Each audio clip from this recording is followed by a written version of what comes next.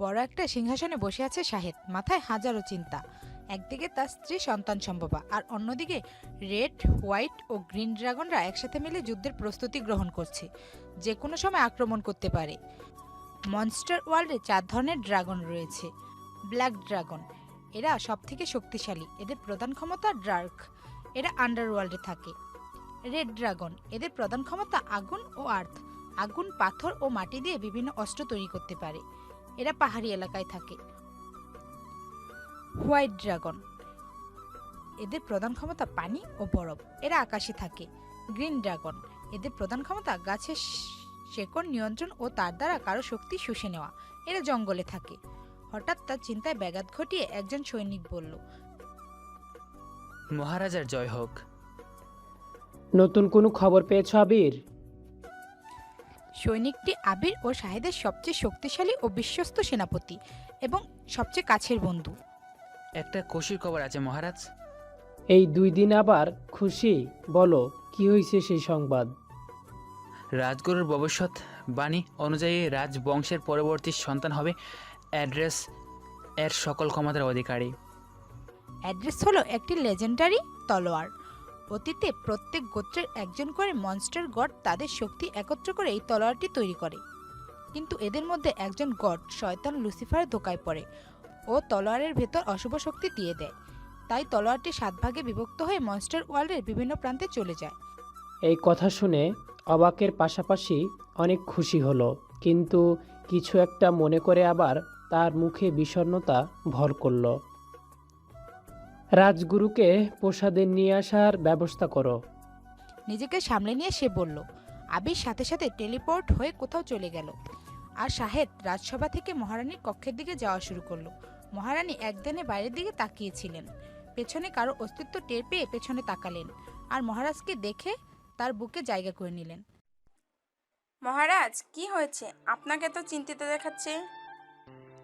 মহারানী, আমাদের সন্তান হবে, পুরো মনস্টার ওয়ার্ল্ড এর কিং এর অ্যাড্রেস এর সকল পাওয়ারের অধিকারী।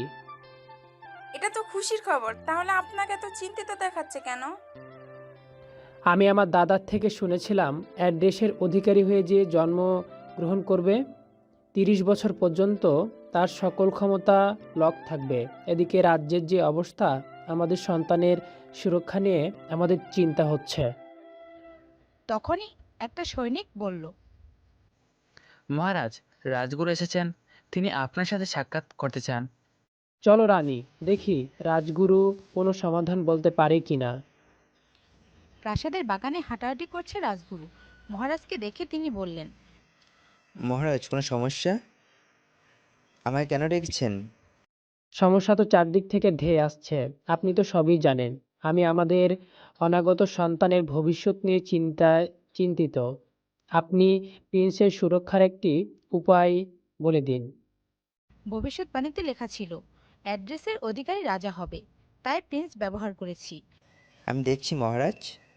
হঠাৎ রাজগুরু চোখ বন্ধ করে একটা স্পেল পড়ল, আর তার সামনে একটা মানচিত্র প্রকাশ হলো। মহারাজ, এই জায়গাটা উত্তরের জঙ্গলে, এখানে কোনো অশুভ শক্তি প্রবেশ করতে পারবে না। আর কোনো শুভ শক্তি প্রবেশ করলে তাকে তার সফল ক্ষমতা বিসর্জন দিতে হবে। আপনি মহারানীকেও সেনাপতি আবিরকে ওখানে রাখার ব্যবস্থা করুন। কিন্তু রাজগুরু, শক্তিহীনভাবে মহারানী 30 বছর ওই জায়গায় কিভাবে থাকবে? এর উপায়ও আছে, কিন্তু এতে আপনার দুটি গুণের ক্ষমতা সেনাপতি আরিফকে দিতে হবে। তাহলে আরিফ একজন গার্ডের ক্ষমতা পাবে, আর মহারানী রক্ষাও প্রিন্সের যুদ্ধের জন্য প্রস্তুত করতে পারবে। আমি রাজি। কিন্তু মহারাজ, আমি যদি চলে যাই আর আপনার ক্ষমতা আমাকে দেন, তাহলে যুদ্ধে আমাদের হার নিশ্চিত। আমি এটা কখনো হতে দেব না। আপনি মহারানীর সাথে উত্তরের জঙ্গলে চলে যান, এদিকের যুদ্ধ আমি দেখছি। তুমি ভুলে যাচ্ছ আবির, আমি একজন রাজা, আর প্রজাদের রক্ষা আমার দায়িত্ব। শাহেদের কাছে 3জন গডের ক্ষমতা আছে। তখন একটা প্রহরী দৌড়ে এলো। মহারাজ, সকল ড্রাগনরা মিলে এদিকে আসছে, তারা সংখ্যায় অনেক। যাও, সকল যুদ্ধের প্রস্তুতি নিতে বলো। মহারানী এতক্ষণ দাঁড়িয়ে সব শুনছিল। মহারাজকে ছেড়ে সে কিছুতেই যাবে না, তাই মহারাজ তাকে অজ্ঞান করে আরেকটা স্পেল পড়ল। এতে তার শরীর থেকে কালো ধোঁয়া বের হয়ে আবিরের শরীরে প্রবেশ করলো। এতে আবিরের নিজেকে অনেক শক্তিশালী মনে হলো। যাও, সকলকে যুদ্ধের প্রস্তুতি নিতে বলো। আবির, মহারানীকে নিয়ে এক্ষুনি উত্তরের জঙ্গলে নিয়ে যাও, এটা আমার আদেশ। মহারাজ, আমি আমার জীবন দিয়ে প্রিন্স ও মহারানীকে রক্ষা করার চেষ্টা করব। তারপর আবির মহারানীকে নিয়ে রাজগুরুর দেখানো জায়গায় টেলিপোর্ট হয়ে চলে গেল। সামনে দেখলাম একটা ব্যারিয়ার পার করার সময় মনে হলো আমি আগুনের ওপর দিয়ে হাঁটছি। অত তাপ সহ্য না করতে পেরে অজ্ঞান হয়ে গেলাম। যখন জ্ঞান ফিরল, অন্যদিকে প্যালেসের মহারাজ আবিরকে শক্তি দিয়ে অনেক দুর্বল হয়ে পড়েছে। তবুও যুদ্ধের ময়দানে যাওয়ার জন্য তৈরি হলো। কিন্তু হঠাৎ সকল ড্রাগনরা প্রাসাদে আক্রমণ করলো। আর মহারাজ কিছু করার আগেই রেড ড্রাগন কিং একটা আগুনের সার্কেল বানালো। হোয়াইট ড্রাগন কিং তাতে পানি ও লাইটিংয়ের পাওয়ার দিল। আর গ্রিন ড্রাগন কিং তাতে শক্ত গাছের শিকড় দিয়ে শাহেদকে বেঁধে ফেললো। আর ওই ম্যাজিক্যাল শিকড় শাহেদের সকল পাওয়ার শুষে নিল। শাহেদ প্রচুর দুর্বল হওয়ায় তার চোখ বন্ধ হয়ে আসছিল। শেষ মুহূর্তে শাহেদ শুধু বলল। অন্যদিকে উত্তরের জঙ্গলে জ্ঞান ফেরার পর আবির দেখল উত্তরের জঙ্গলে আমার জ্ঞান ফেরার পর দেখি মহারানী প্রসব যন্ত্রণা চটপট করছেন। আমি একটু দৌড়ে গিয়ে মহারানীর জন্য প্রার্থনা করতে লাগলাম। এছাড়া এখন আমার আর কিছু করার নেই। কিছুক্ষণ পর একটা বাচ্চার কান্নার আওয়াজ শুনে সেদিকে গিয়ে দেখি মহারানী অজ্ঞান হয়ে গেছেন, আর তার পাশে একটা ছেলে শুয়ে আছে। বুঝলাম এই আমাদের Prince, black dragon Prince. Prince দেখতে একদম মহারাজ শাহেদের মতো, শুধু গায়ের রং মহারানীর মতো ফর্সা। প্রিন্সকে কখনো যে কোলে তুলে নিয়েছে নিজেও জানি না। হঠাৎ পায়ে কিছু একটা লাগার কারণে ধ্যান ভাঙলো। দেখলাম মহারানীর জ্ঞান ফিরছে। তিনি ইশারা প্রিন্সকে তার কাছে দিতে বললেন। প্রিন্সকে তার খুলে দেওয়ার পর তিনি প্রিন্সের কানে মুখকে লাগিয়ে রাজবংশের নাম অনুযায়ী বললেন, নাইমুর। নামকরণের পর প্রিন্সের কপালে একটা চুমু দিয়ে শেষ নিঃশ্বাস ত্যাগ করলেন। আমি তো একদম হয়ে গেলাম। যা হচ্ছে তা সব জেনে আমার মাথার উপর দিয়ে যাচ্ছে। প্রিন্সকে এখন থেকে নাইমুর বলা হবে। হঠাৎ নাইমুরের কান্নার আওয়াজে আমি সজ্ঞানে ফিরলাম, আর পরিস্থিতি বুঝতে পেরে নাইমুরকে কোলে নিয়ে কপালে চুমু দিয়ে মহারানীর কাছে যাওয়ার আগেও ওই মহারানী দেহ ধুয়ে হয়ে উড়িয়ে গেল। আমি দুপুরে অশ্রু ত্যাগ করে নাইমুরকে নিয়ে নতুন করে বাঁচার স্বপ্ন দেখতে লাগলাম। অন্যদিকে প্রাসাদে ব্ল্যাক ড্রাগন কিংকে কালকোঠরিতে আটকে রাখলো। এটাই নিয়ম, রাজাদের কখনো সরাসরি মারা হয় না।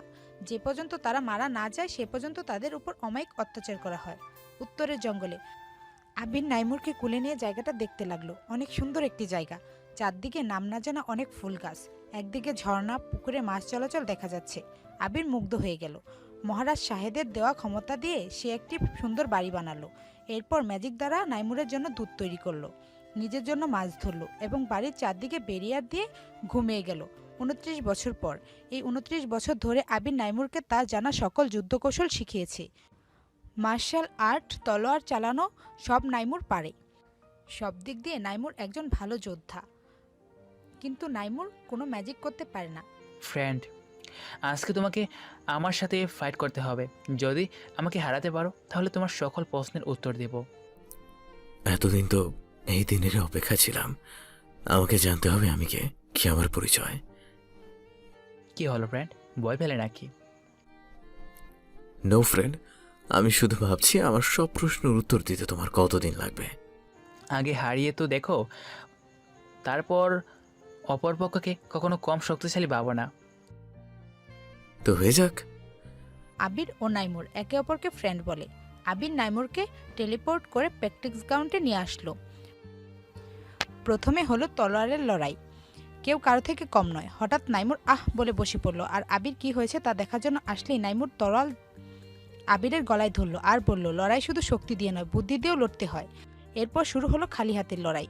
আবির একটা পাঞ্চ দিল, যেটা নাইমুর তার হাত দিয়ে ডিফেন্স করে আবিরকে কিছু বুঝে ওঠার আগে একটা কিক দিল, আর আবির দূরে ছিটকে পড়ল। নাইমুর আবিরকে কিছু বুঝতে না দিয়ে আরও কয়েকটা পাঞ্চ দিল। আবির হার মেনে নিল। যাই বলো ফ্রেন্ড, তোমার শারীরিক ক্ষমতার সামনে কেউ টিকতে পারবে না। কিন্তু ম্যাজিকের সামনে তো এই ক্ষমতা কিছুই না। সো এবার আমার সব প্রশ্নের উত্তর দিতে হবে। বলো, কি জানতে চাও? আজকে তোমার সব প্রশ্নের উত্তর দেওয়ার সময় হয়ে গেছে। আমার মা বাবাকে আমি এখানে কিভাবে এলাম? পর্ব একের সব খুলে বললাম। সব শুনে আমার চোখে পানি চলে এলো। চোখের পানি মুছে ফেলো ফ্রেন্ড, কান্না করলে চলবে না, তোমাকে প্রতিশোধ নিতে হবে। হ্যাঁ, আমি কাউকে ছাড়বো না, সব ভাইকে শেষ করে দেব। আজকে আর কোনো প্র্যাকটিস হবে না। চলো, আজকে তোমার 30তম জন্মদিন। কালকে আমরা আবার মনস্টার ওয়ার্ল্ডে ফিরে যাব। সেখানে ডিয়ার ড্রাগন একাডেমিতে তোমাকে মনস্টার ওয়ার্ল্ড সম্পর্কে জ্ঞান অর্জন করতে হবে, নিজেকে শত্রুর মোকাবেলার জন্য তৈরি করতে হবে। তাহলে তুমি যাও, আমি আজকে পুরো জায়গাটা ঘুরে দেখি। ঠিক আছে, কিন্তু তাড়াতাড়ি চলে এসো, আর বেশি দূরে যেও না। তারপর নাইমুর ঘুরতে থাকে। এখানে 29 বছর থাকলেও নাইমুর কখনো বাইরে ঘোরার সুযোগ পায়নি। আবির কখনো ওকে বাইরে বেশি দূর যেতে দিত না। সবসময় ঘরের চারদিকে একটা বেরিয়া দিয়ে রাখতো, যাতে নাইমুর একা কোথাও যেতে না পারে। তাই নাইমুরের কাছে সব অচেনা। নাইমুর হাঁটতে হাঁটতে একটি পাহাড়ি ঝর্ণার কাছে চলে আসে। হঠাৎ দেখতে পায় ঝর্ণার পানির উপর একটা গুহার মতো, আর গুহা থেকে প্রচুর আলো ছড়াচ্ছে। গুহার উপর কি আছে তা দেখার জন্য নাইমুর আস্তে আস্তে ঝর্ণার পেছন দিকে গেল। সেখানে গিয়ে তো নাইমুর অবাক। দেখলাম গুহার মধ্যে একটা তলোয়ার। আলোর কারণে ঠিকমতো সামনে আগাতে পারছি না। কোনো রকমে তলোয়ারটার কাছে গিয়ে ধরার সাথে সাথে দূরে ছিটকে পড়লাম, আর চোখ বন্ধ হয়ে গেল।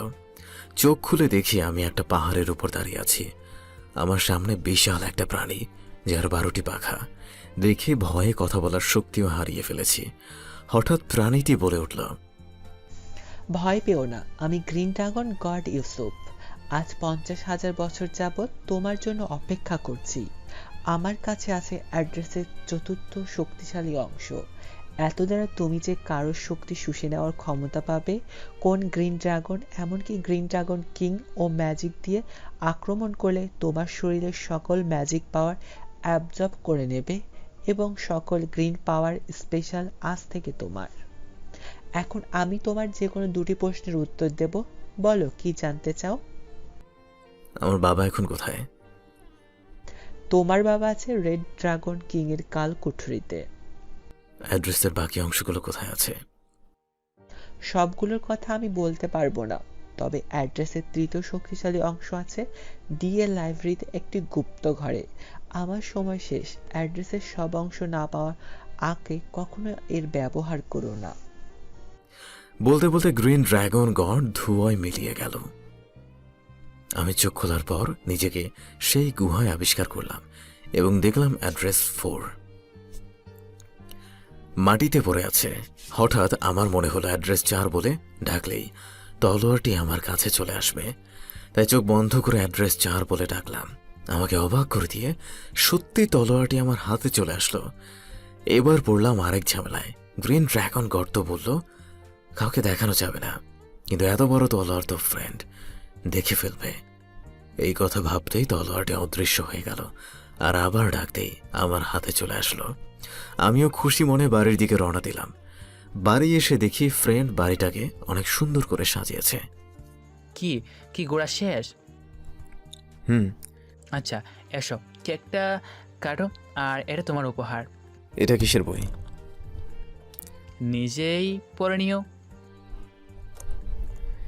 এরপর কিছুক্ষণ মজা করে ঘুমোতে চলে গেলাম, কিন্তু কিছুতেই ঘুম আসছে না।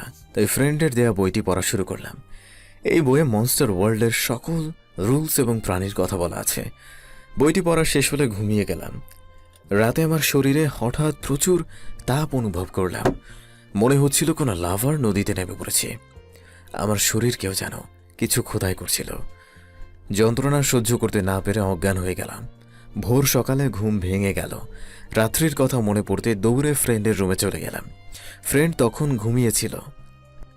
ফ্রেন্ড ওঠো, আমার খুব ভয় করছে, প্লিজ। কি হয়েছে এত? এমন হাঁ করে তাকিয়ে আছো কেন?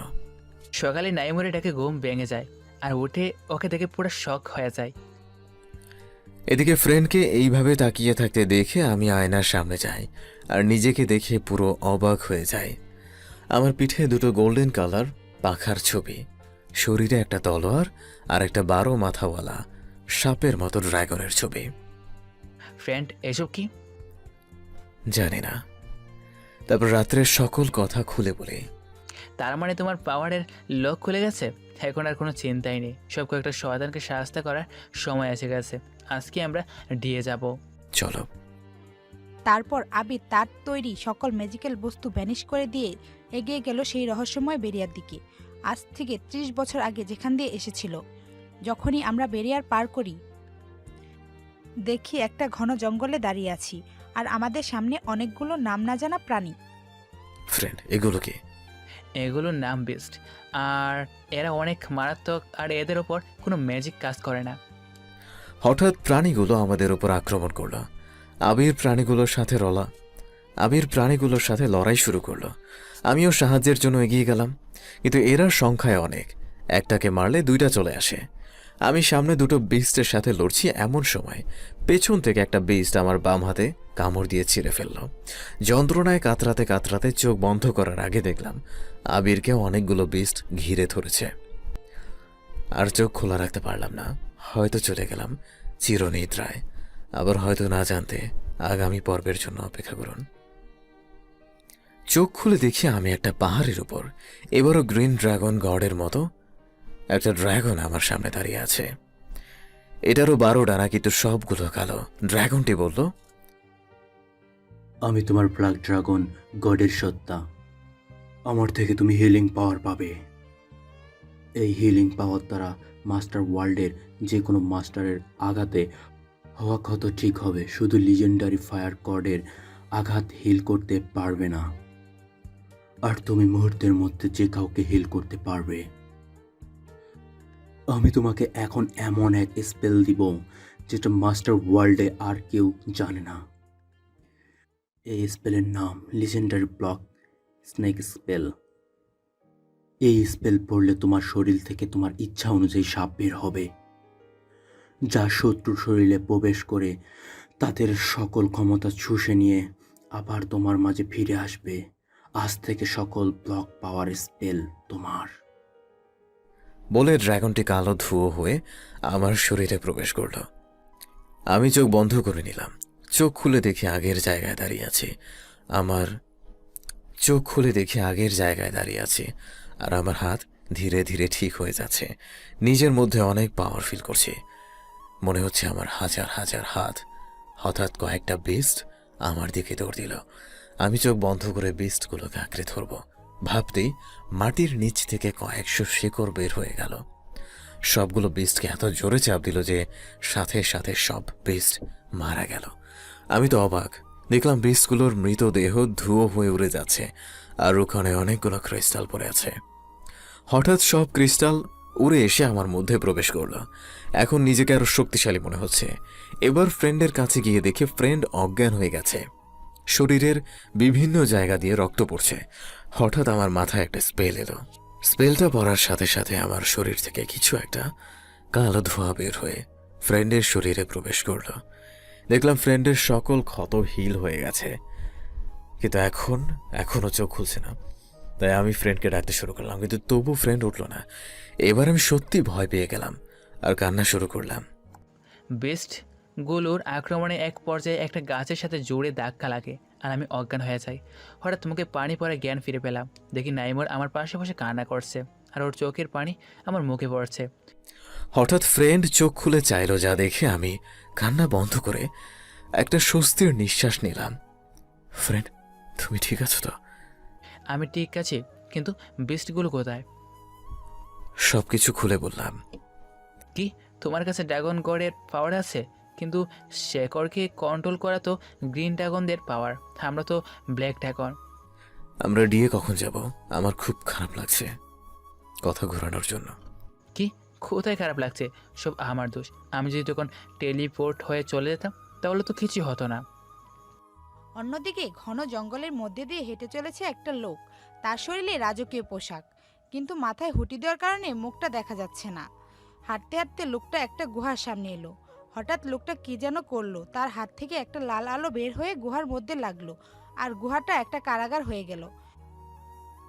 নিকষ অন্ধকার কারাগারের ভেতর আবছাভাবে দুটো লোককে দেখা যাচ্ছে। দুজনের শরীরই ক্ষতবিক্ষত। হুডিওলা লোকটি তাদের উদ্দেশ্য করে বলে লোকটি বিভৎসভাবে হাসতে লাগলো। তখন সেকলে বাঁধা একটা লোক বলল। একথা শুনে হুডিওলা লোকটি খেপে গেল আর প্রহরীদের বলল, বলেই সে টেলিপোর্ট হয়ে কোথাও চলে গেল। অন্যদিকে ডিএতে প্রিন্সিপাল বই পড়তেছিল। হঠাৎ কারো আগমনে হকচকিয়ে গেল, কিন্তু আগত ব্যক্তিকে দেখে আবির বলে জড়িয়ে ধরল। এখন প্রিন্সিপালের পরিচয় দেওয়া যাক। তিনি হোয়াইট ড্রাগন কিংয়ের ছোট ভাই। তার নাম সাকিব। আবির হলো তার সবথেকে ভালো বন্ধু। শাহেদ ব্ল্যাক ড্রাগন কিংয়ের বিরুদ্ধে হোয়াইট ড্রাগন কিং যুদ্ধ করায় তিনি হোয়াইট ড্রাগন কিংয়ের উপর রাগ করে ডিএতে চলে আসেন। সাকিব, কেমন আছো বন্ধু? এতদিন কোথায় ছিলে? আমি তোমাকে কত খুঁজেছি, কোথাও পাইনি। ওরা শাহেদকে মেরে ফেলেছে, আমি ওকে বাঁচাতে পারিনি। শাহেদের কথা শুনে আমিও কান্না করে দিলাম। তারপর সাকিবকে আগে সব বলে সব ঘটনা খুলে বলল। এতক্ষণ খেয়াল করিনি, দেখলাম আবিরের পেছনে একটা ছেলে দাঁড়িয়ে আছে। ছেলেটাকে দেখে বন্ধু বলে জড়িয়ে ধরলাম। বলেই কান্না করে দিল। আপনারা তো জানেনই ছেলেটা কে, জানতে আগামী পর্ব পর্যন্ত অপেক্ষা করুন। এতক্ষণ আবির এবং সাকিব নামের লোকটির কথা শুনে যা বুঝলাম, ইনি অর্থাৎ সাকিব আমার বাবার বন্ধু। কিন্তু হঠাৎ করে সাকিব আমাকে বন্ধু বলে জড়িয়ে ধরল। কি হচ্ছে কিছুই বুঝতে না পেরে আমি ফ্রেন্ডের দিকে তাকালাম। দেখি ফ্রেন্ড মিটি মিটি হাসছে। সাকিব ও শাহেদ নয়, শাহেদের ছেলে নাইমুর অ্যাড্রেস এর অধিকারী। ও, দেখতে একদম সাহেবদের মতো। ডিএর চারিদিকে অনেক সিপাহী, ওকে দেখলেই শাহেদ ভেবে বন্দি করে ফেলবে। আর কি বললি, ও ড্রেসের অধিকারী? তাহলে তো ওর বয়স 30 না হওয়া পর্যন্ত জীবনের ঝুঁকি আছে। চিন্তা করো না, এর শক্তি অনলক হয়ে গেছে। সাকিবের কথা শুনে আমার মাথায় একটা ব্ল্যাক ড্রাগনের স্পেল আসলো। আমি ওটা পড়ার সাথে সাথে আমার চেহারা পরিবর্তন হয়ে গেল। আরে বাস, এটা তো ফেস চেঞ্জিং স্পেল। আমি 10 মিনিট ধ্যান করার পরে এটা করার শক্তি অর্জন করতে পারি। আর তুই প্রথমবারই কেমনে করলি? আমি জানি না, হঠাৎ স্পেলটা মনে হলো আর পরে ফেললাম। আর কি কি তুমি হঠাৎ করে করতে পারো আমাকে একটু বলবা বাপ? নাইমুর ও সাকিব। এখন না হেসে কাজের কথা শোনো। নাইমুর এতদিন মনস্টার ওয়ার্ল্ড থেকে বিচ্ছিন্ন ছিল, তাই মনস্টার ওয়ার্ল্ড সম্পর্কে ওর সব জ্ঞান লাভ করতে হবে। এর নিজের স্কিল বা বাড়াতে হবে, কারণ যুদ্ধের শক্তি থেকে স্কিলে বুদ্ধির ব্যবহার বেশি হয়। চিন্তা করো না, আমি আমার সর্বোচ্চটা দিয়ে চেষ্টা করব। আমার এখন কোনো কাজ না থাকলে আমি কি লাইব্রেরিতে যেতে পারি? এখানে আসলে বোর লাগছিল, আর গ্রিন ড্রাগন বলেছিল লাইব্রেরিতে অ্যাড্রেসের একটা অংশ আছে। আবির ও সাকিব। এই, কেউ আছো? ওকে লাইব্রেরিতে নিয়ে যাও, আর সব সময় ওর পাশে থেকো। সাবধানে দেখো। হুম। অন্যদিকে হুডি পরা লোকটি টেলিপোর্ট হয়ে একটি বাড়ির ভেতর গেল। বাড়িতে একটি বৃদ্ধ শুয়েছিল। হঠাৎ কারো অস্তিত্ব টের পেয়ে বৃদ্ধ উঠে বসলো ও লোকটিকে দেখে বলল, রেড ড্রাগন কিং, তুমি আবার এসেছো, কিন্তু কোনো লাভ নেই। তুমি আমাকে মেরে ফেললেও আমি তার ঠিকানা তোমাকে বলবো না। হুডি পরা লোকটি রেড ড্রাগন কিং, তাই সংক্ষেপে রেড কিং বলা হবে। বলেই বৃদ্ধকে নিয়ে একটা ঘরে টেলিপোর্ট হয়ে চলে গেল। ঘরের সামনে একটা বড় শয়তানের মূর্তি, চারদিকে কঙ্কাল। বৃদ্ধ হঠাৎ করে এমন জায়গায় এসে হয়ে গেল। তখনই গুহার ভেতরে অন্ধকার থেকে আওয়াজ এলো। কেমন আছো রাজগুরু? হ্যাঁ, এই বৃদ্ধ লোকটি রাজগুরু। যারা প্রথম পাঠ পড়েছেন তাদের নিশ্চয়ই মনে আছে, আর যারা পড়েননি তারা আমার টাইমলাইন থেকে পড়ে আসুন। কে?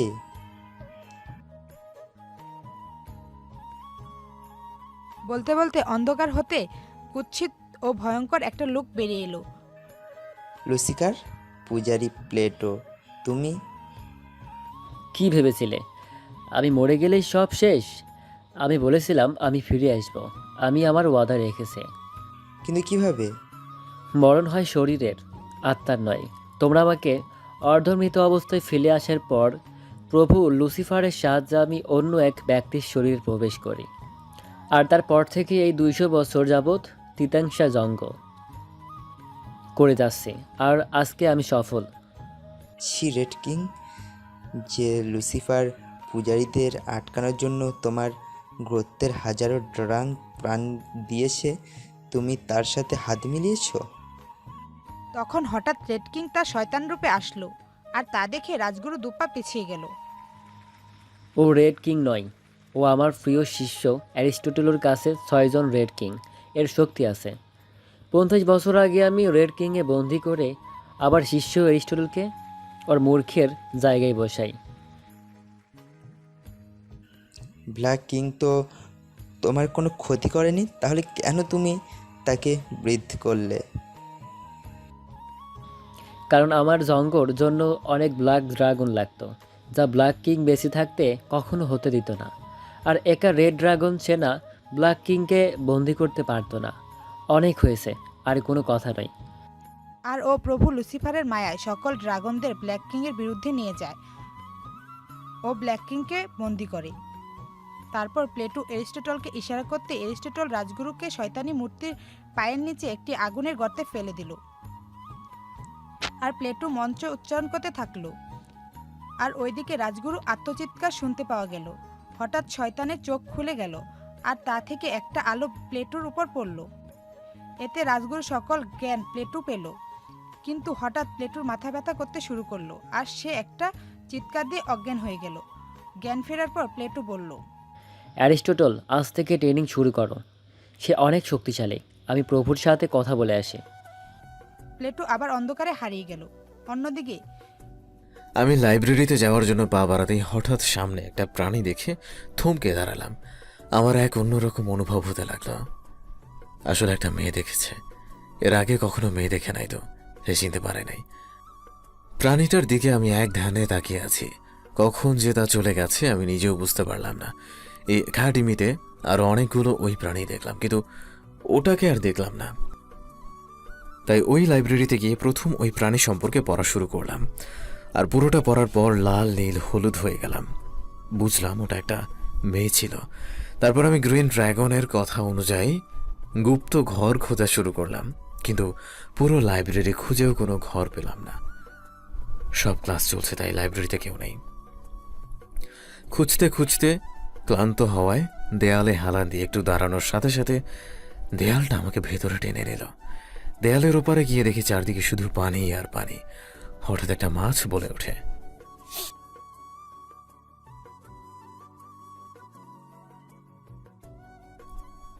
মাছকে কথা বলতে দেখে অবাক হয়ে গেলাম। বলো কি প্রশ্ন?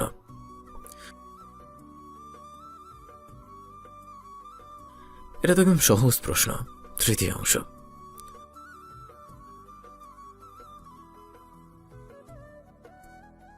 তো এখন বলো অ্যাড্রেস কোথায়? তখনই চারপাশের পানি সরে গিয়ে একটা গুহা তৈরি হলো। হঠাৎ কে যেন বলল, যদি তুমি অ্যাড্রেসের অধিকারী হও তবে সামনের দেয়ালে হাত দাও, অথবা যদি তোমার কাছে অ্যাড্রেসের কোনো অংশ থাকে তাহলে তা দেয়ালে একটা গর্ত আছে, ওইখানে রাখো। আমি দেয়ালে হাত রাখার পরই হঠাৎই অ্যাড্রেস 4 আমার সামনে দৃশ্যমান হলো আর উড়ে গিয়ে দেয়ালের গর্তে চলে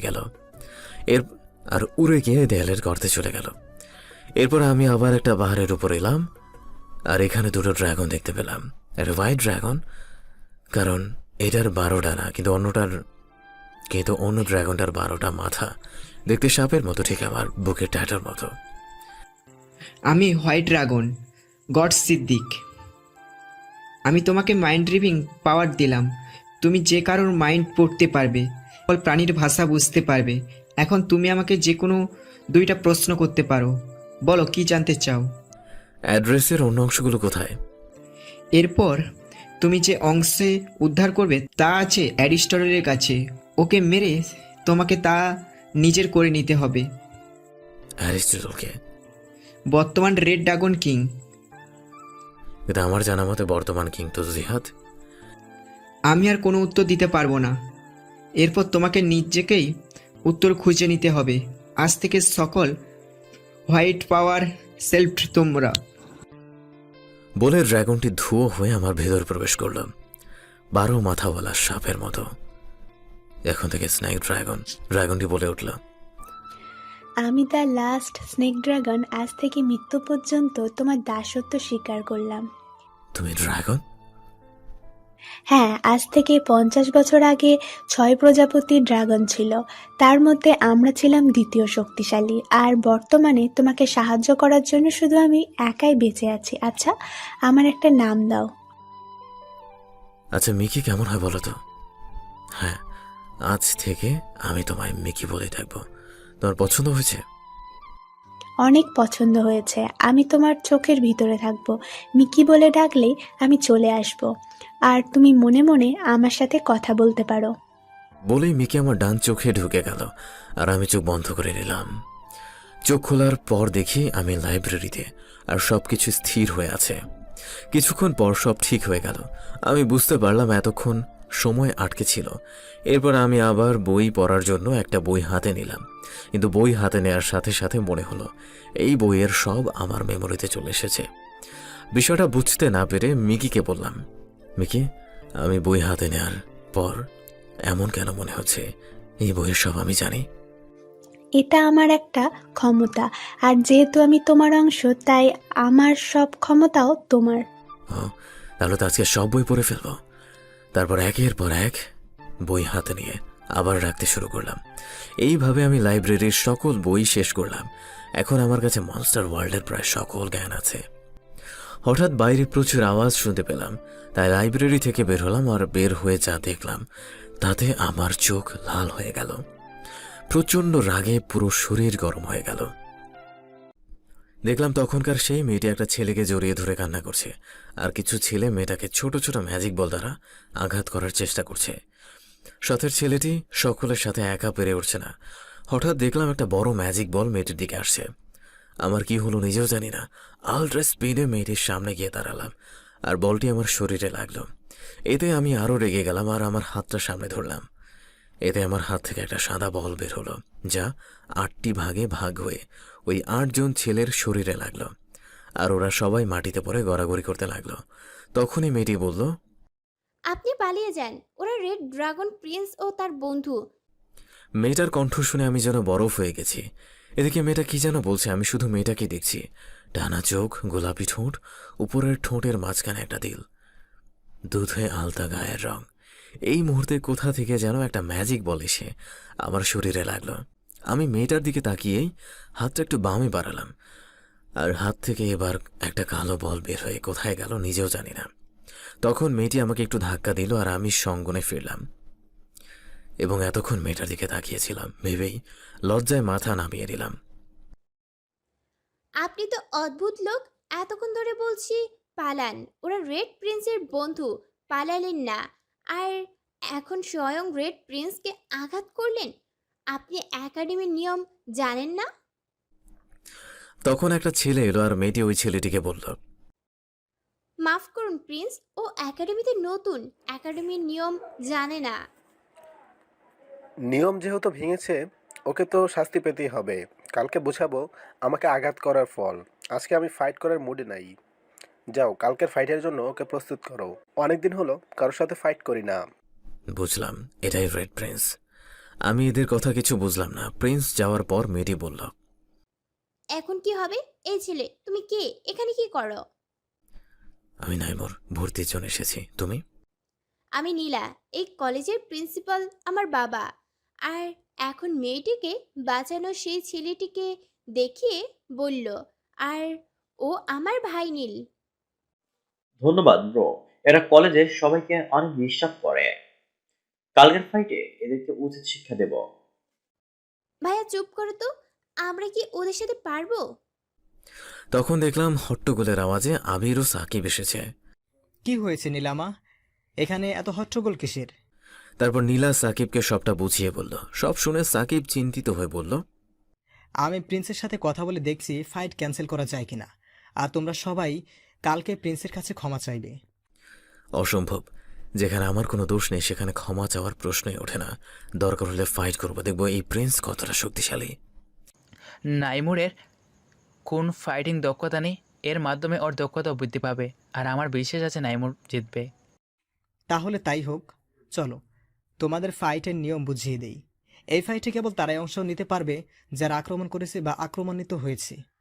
যেহেতু তুমি 9 জনকে আক্রমণ করেছো, তাই ওই 9 জনের সাথে তোমার একা ফাইট করতে হবে। আর চাইলে নীল ও নীলাও তোমাকে সাহায্য করতে পারবে, কারণ প্রথমে নীল ও নীলার উপর আক্রমণ হয়েছে। যেহেতু আমার জন্য এই ফাইট হবে, তাই আমি চাই না অন্য কারো কোনো সমস্যা হোক। তখন নীল এবং নীলা বলল, না, আমরাও ফাইট করব, আর এটাই নিয়ম। আমরা ফাইট করতে চাইলে কেউ আমাদেরকে আটকাতে পারবে না।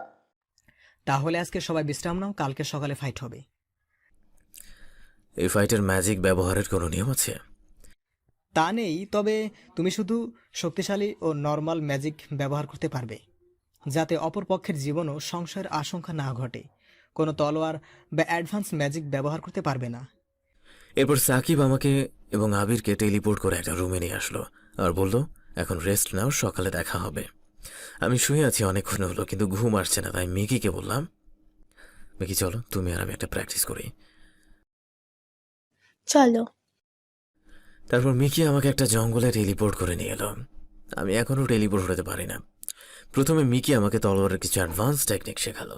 যেহেতু আমি তলোয়ার চালানোতে এক্সপার্ট, তাই তাড়াতাড়ি শিখে গেলাম আর একা প্র্যাকটিস করতে লাগলাম। কিছুক্ষণের মধ্যেই আমি সব আমার আয়ত্তে নিয়ে আসলাম। এরপর আবার রুমে এসে ঘুমিয়ে গেলাম। সকালে কারো দরজা ধাক্কানোর শব্দে ঘুম ভাগল। দরজা খুলে দেখি নীলা দাঁড়িয়ে আছে। এখনো ঘুম থেকে ওঠোনি? আজকে যে ফাইট ভুলে গেছো? আমি না, আসলে অনেক রাতে ঘুমিয়েছি তো তাই। কেন, সারা রাত কি করছো? কোন মেয়ের কথা ভাবছো বুঝি? বলেই হাসতে লাগলো। ওর হাসিতে যেন জাদু আছে। আমি এক ধ্যানে তাকিয়ে আছি। আমি হাসতেছিলাম, এমন সময় নাইমুরের দিকে তাকিয়ে দেখি পলকহীনভাবে আমার দিকে তাকিয়ে আছে। ওই আমাকে দেখা শেষ হলে তাড়াতাড়ি ফ্রেশ হয়ে নাও, একটু পর ফাইট শুরু হবে। ওর কথা শুনে আমি লজ্জায় মাথা নিচু করে ফেললাম। ফ্রেশ হয়ে ফাইট গ্রাউন্ডে চলে গেলাম আর তার আগে ফ্রেন্ডকে অর্থাৎ আবিরকে একটা কাজে পাঠালাম। কি কাজ সেটা গল্পের সাথে থাকলে জানতে পারবেন। ফাইট গ্রাউন্ডে এসে তো আমি পুরো অবাক।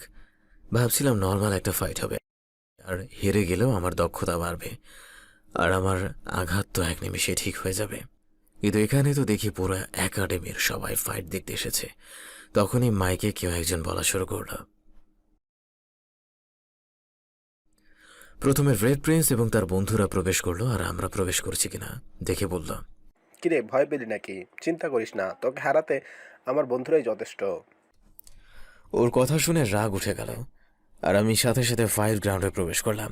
আমার পেছনে নীল এবং নীলাও এলো আর তখনই চারদিকে একটা ব্যারিয়ার হয়ে গেল। আজকে ফাইটটা হবে একটু আলাদা। এখানে যতক্ষণ না অপরপক্ষ হার স্বীকার করবে ততক্ষণ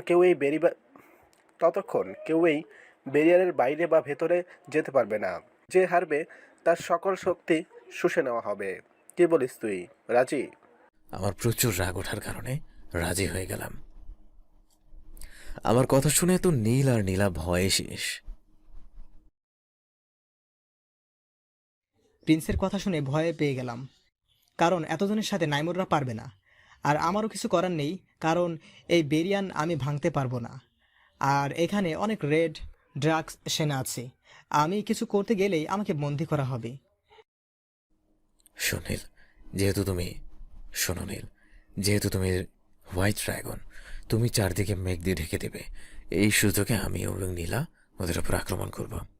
তখনই মাইকে ফাইট শুরু করো। নাইমনের কথা শুনে আমি একটা স্পেল করলাম আর পুরো জায়গাটা মেঘে ঢেকে গেল। এই সুযোগে নাইমুর ও নীলা ওদের উপরে আক্রমণ করলো। নীলা একটা ছোট হোয়াইট বল মারলো আর সেটা অনেক বড় হয়ে ওদের উপরে পড়লো। আর নাইমুর একটা হোয়াইট বল মারলো। এইসব এত তাড়াতাড়ি ঘটলো যে প্রিন্সের দলরা কিছুই বুঝতে পারলো না। আমি বুঝতে পারলাম এভাবে ওদের হারানো যাবে না, আর ওরা যেহেতু নিয়ম মেনে ফাইট করছে না, তাই আমার ব্ল্যাক ড্রাগন সত্তার দেয়া লেজেন্ডারি ব্ল্যাক স্নেক স্পেল পড়লাম। তখন আমার শরীর থেকে 9টা সাপ বের হয়ে রেড প্রিন্সদের দিকে এগিয়ে গেল। চারদিকে মেঘ থাকার কারণে যা কেউ দেখতে পেল না। রেড প্রিন্স হঠাৎ চারদিক মেঘে ছেয়ে গেল আর কিছুক্ষণ পরেই কয়েকটি ছোট ম্যাজিক বল আমাদের ওপর পড়লো। এতে আমরা তেমন আহত হলাম না। এরপর আমি মেঘ সরানোর জন্য একটা স্পেল মারলাম। এরপরেই মনে হলো কি একটা যেন আমার শরীরে প্রবেশ করে। আমার সকল শক্তি শুষে নেওয়া শুরু করলো। প্রচুর যন্ত্রণায় আমার চোখ বন্ধ হয়ে গেল। কিছুক্ষণ পর সবগুলো ব্ল্যাক স্নেক আমার শরীরে প্রবেশ করলো আর আমার নিজেকে অনেক শক্তিশালী মনে হলো। কি হলো, কি হচ্ছে? এটাতে তো তাদের কিছুই হওয়ার কথা না, কিন্তু তারা তাও কিছু বলছে না কেন? ভেতরে কি হচ্ছে কিছু বুঝতে পারতেছি না। নীল ও নীলার জন্য চিন্তা হতে লাগলো, ওরা কিছুতেই এই লড়াই জিততে পারবে না।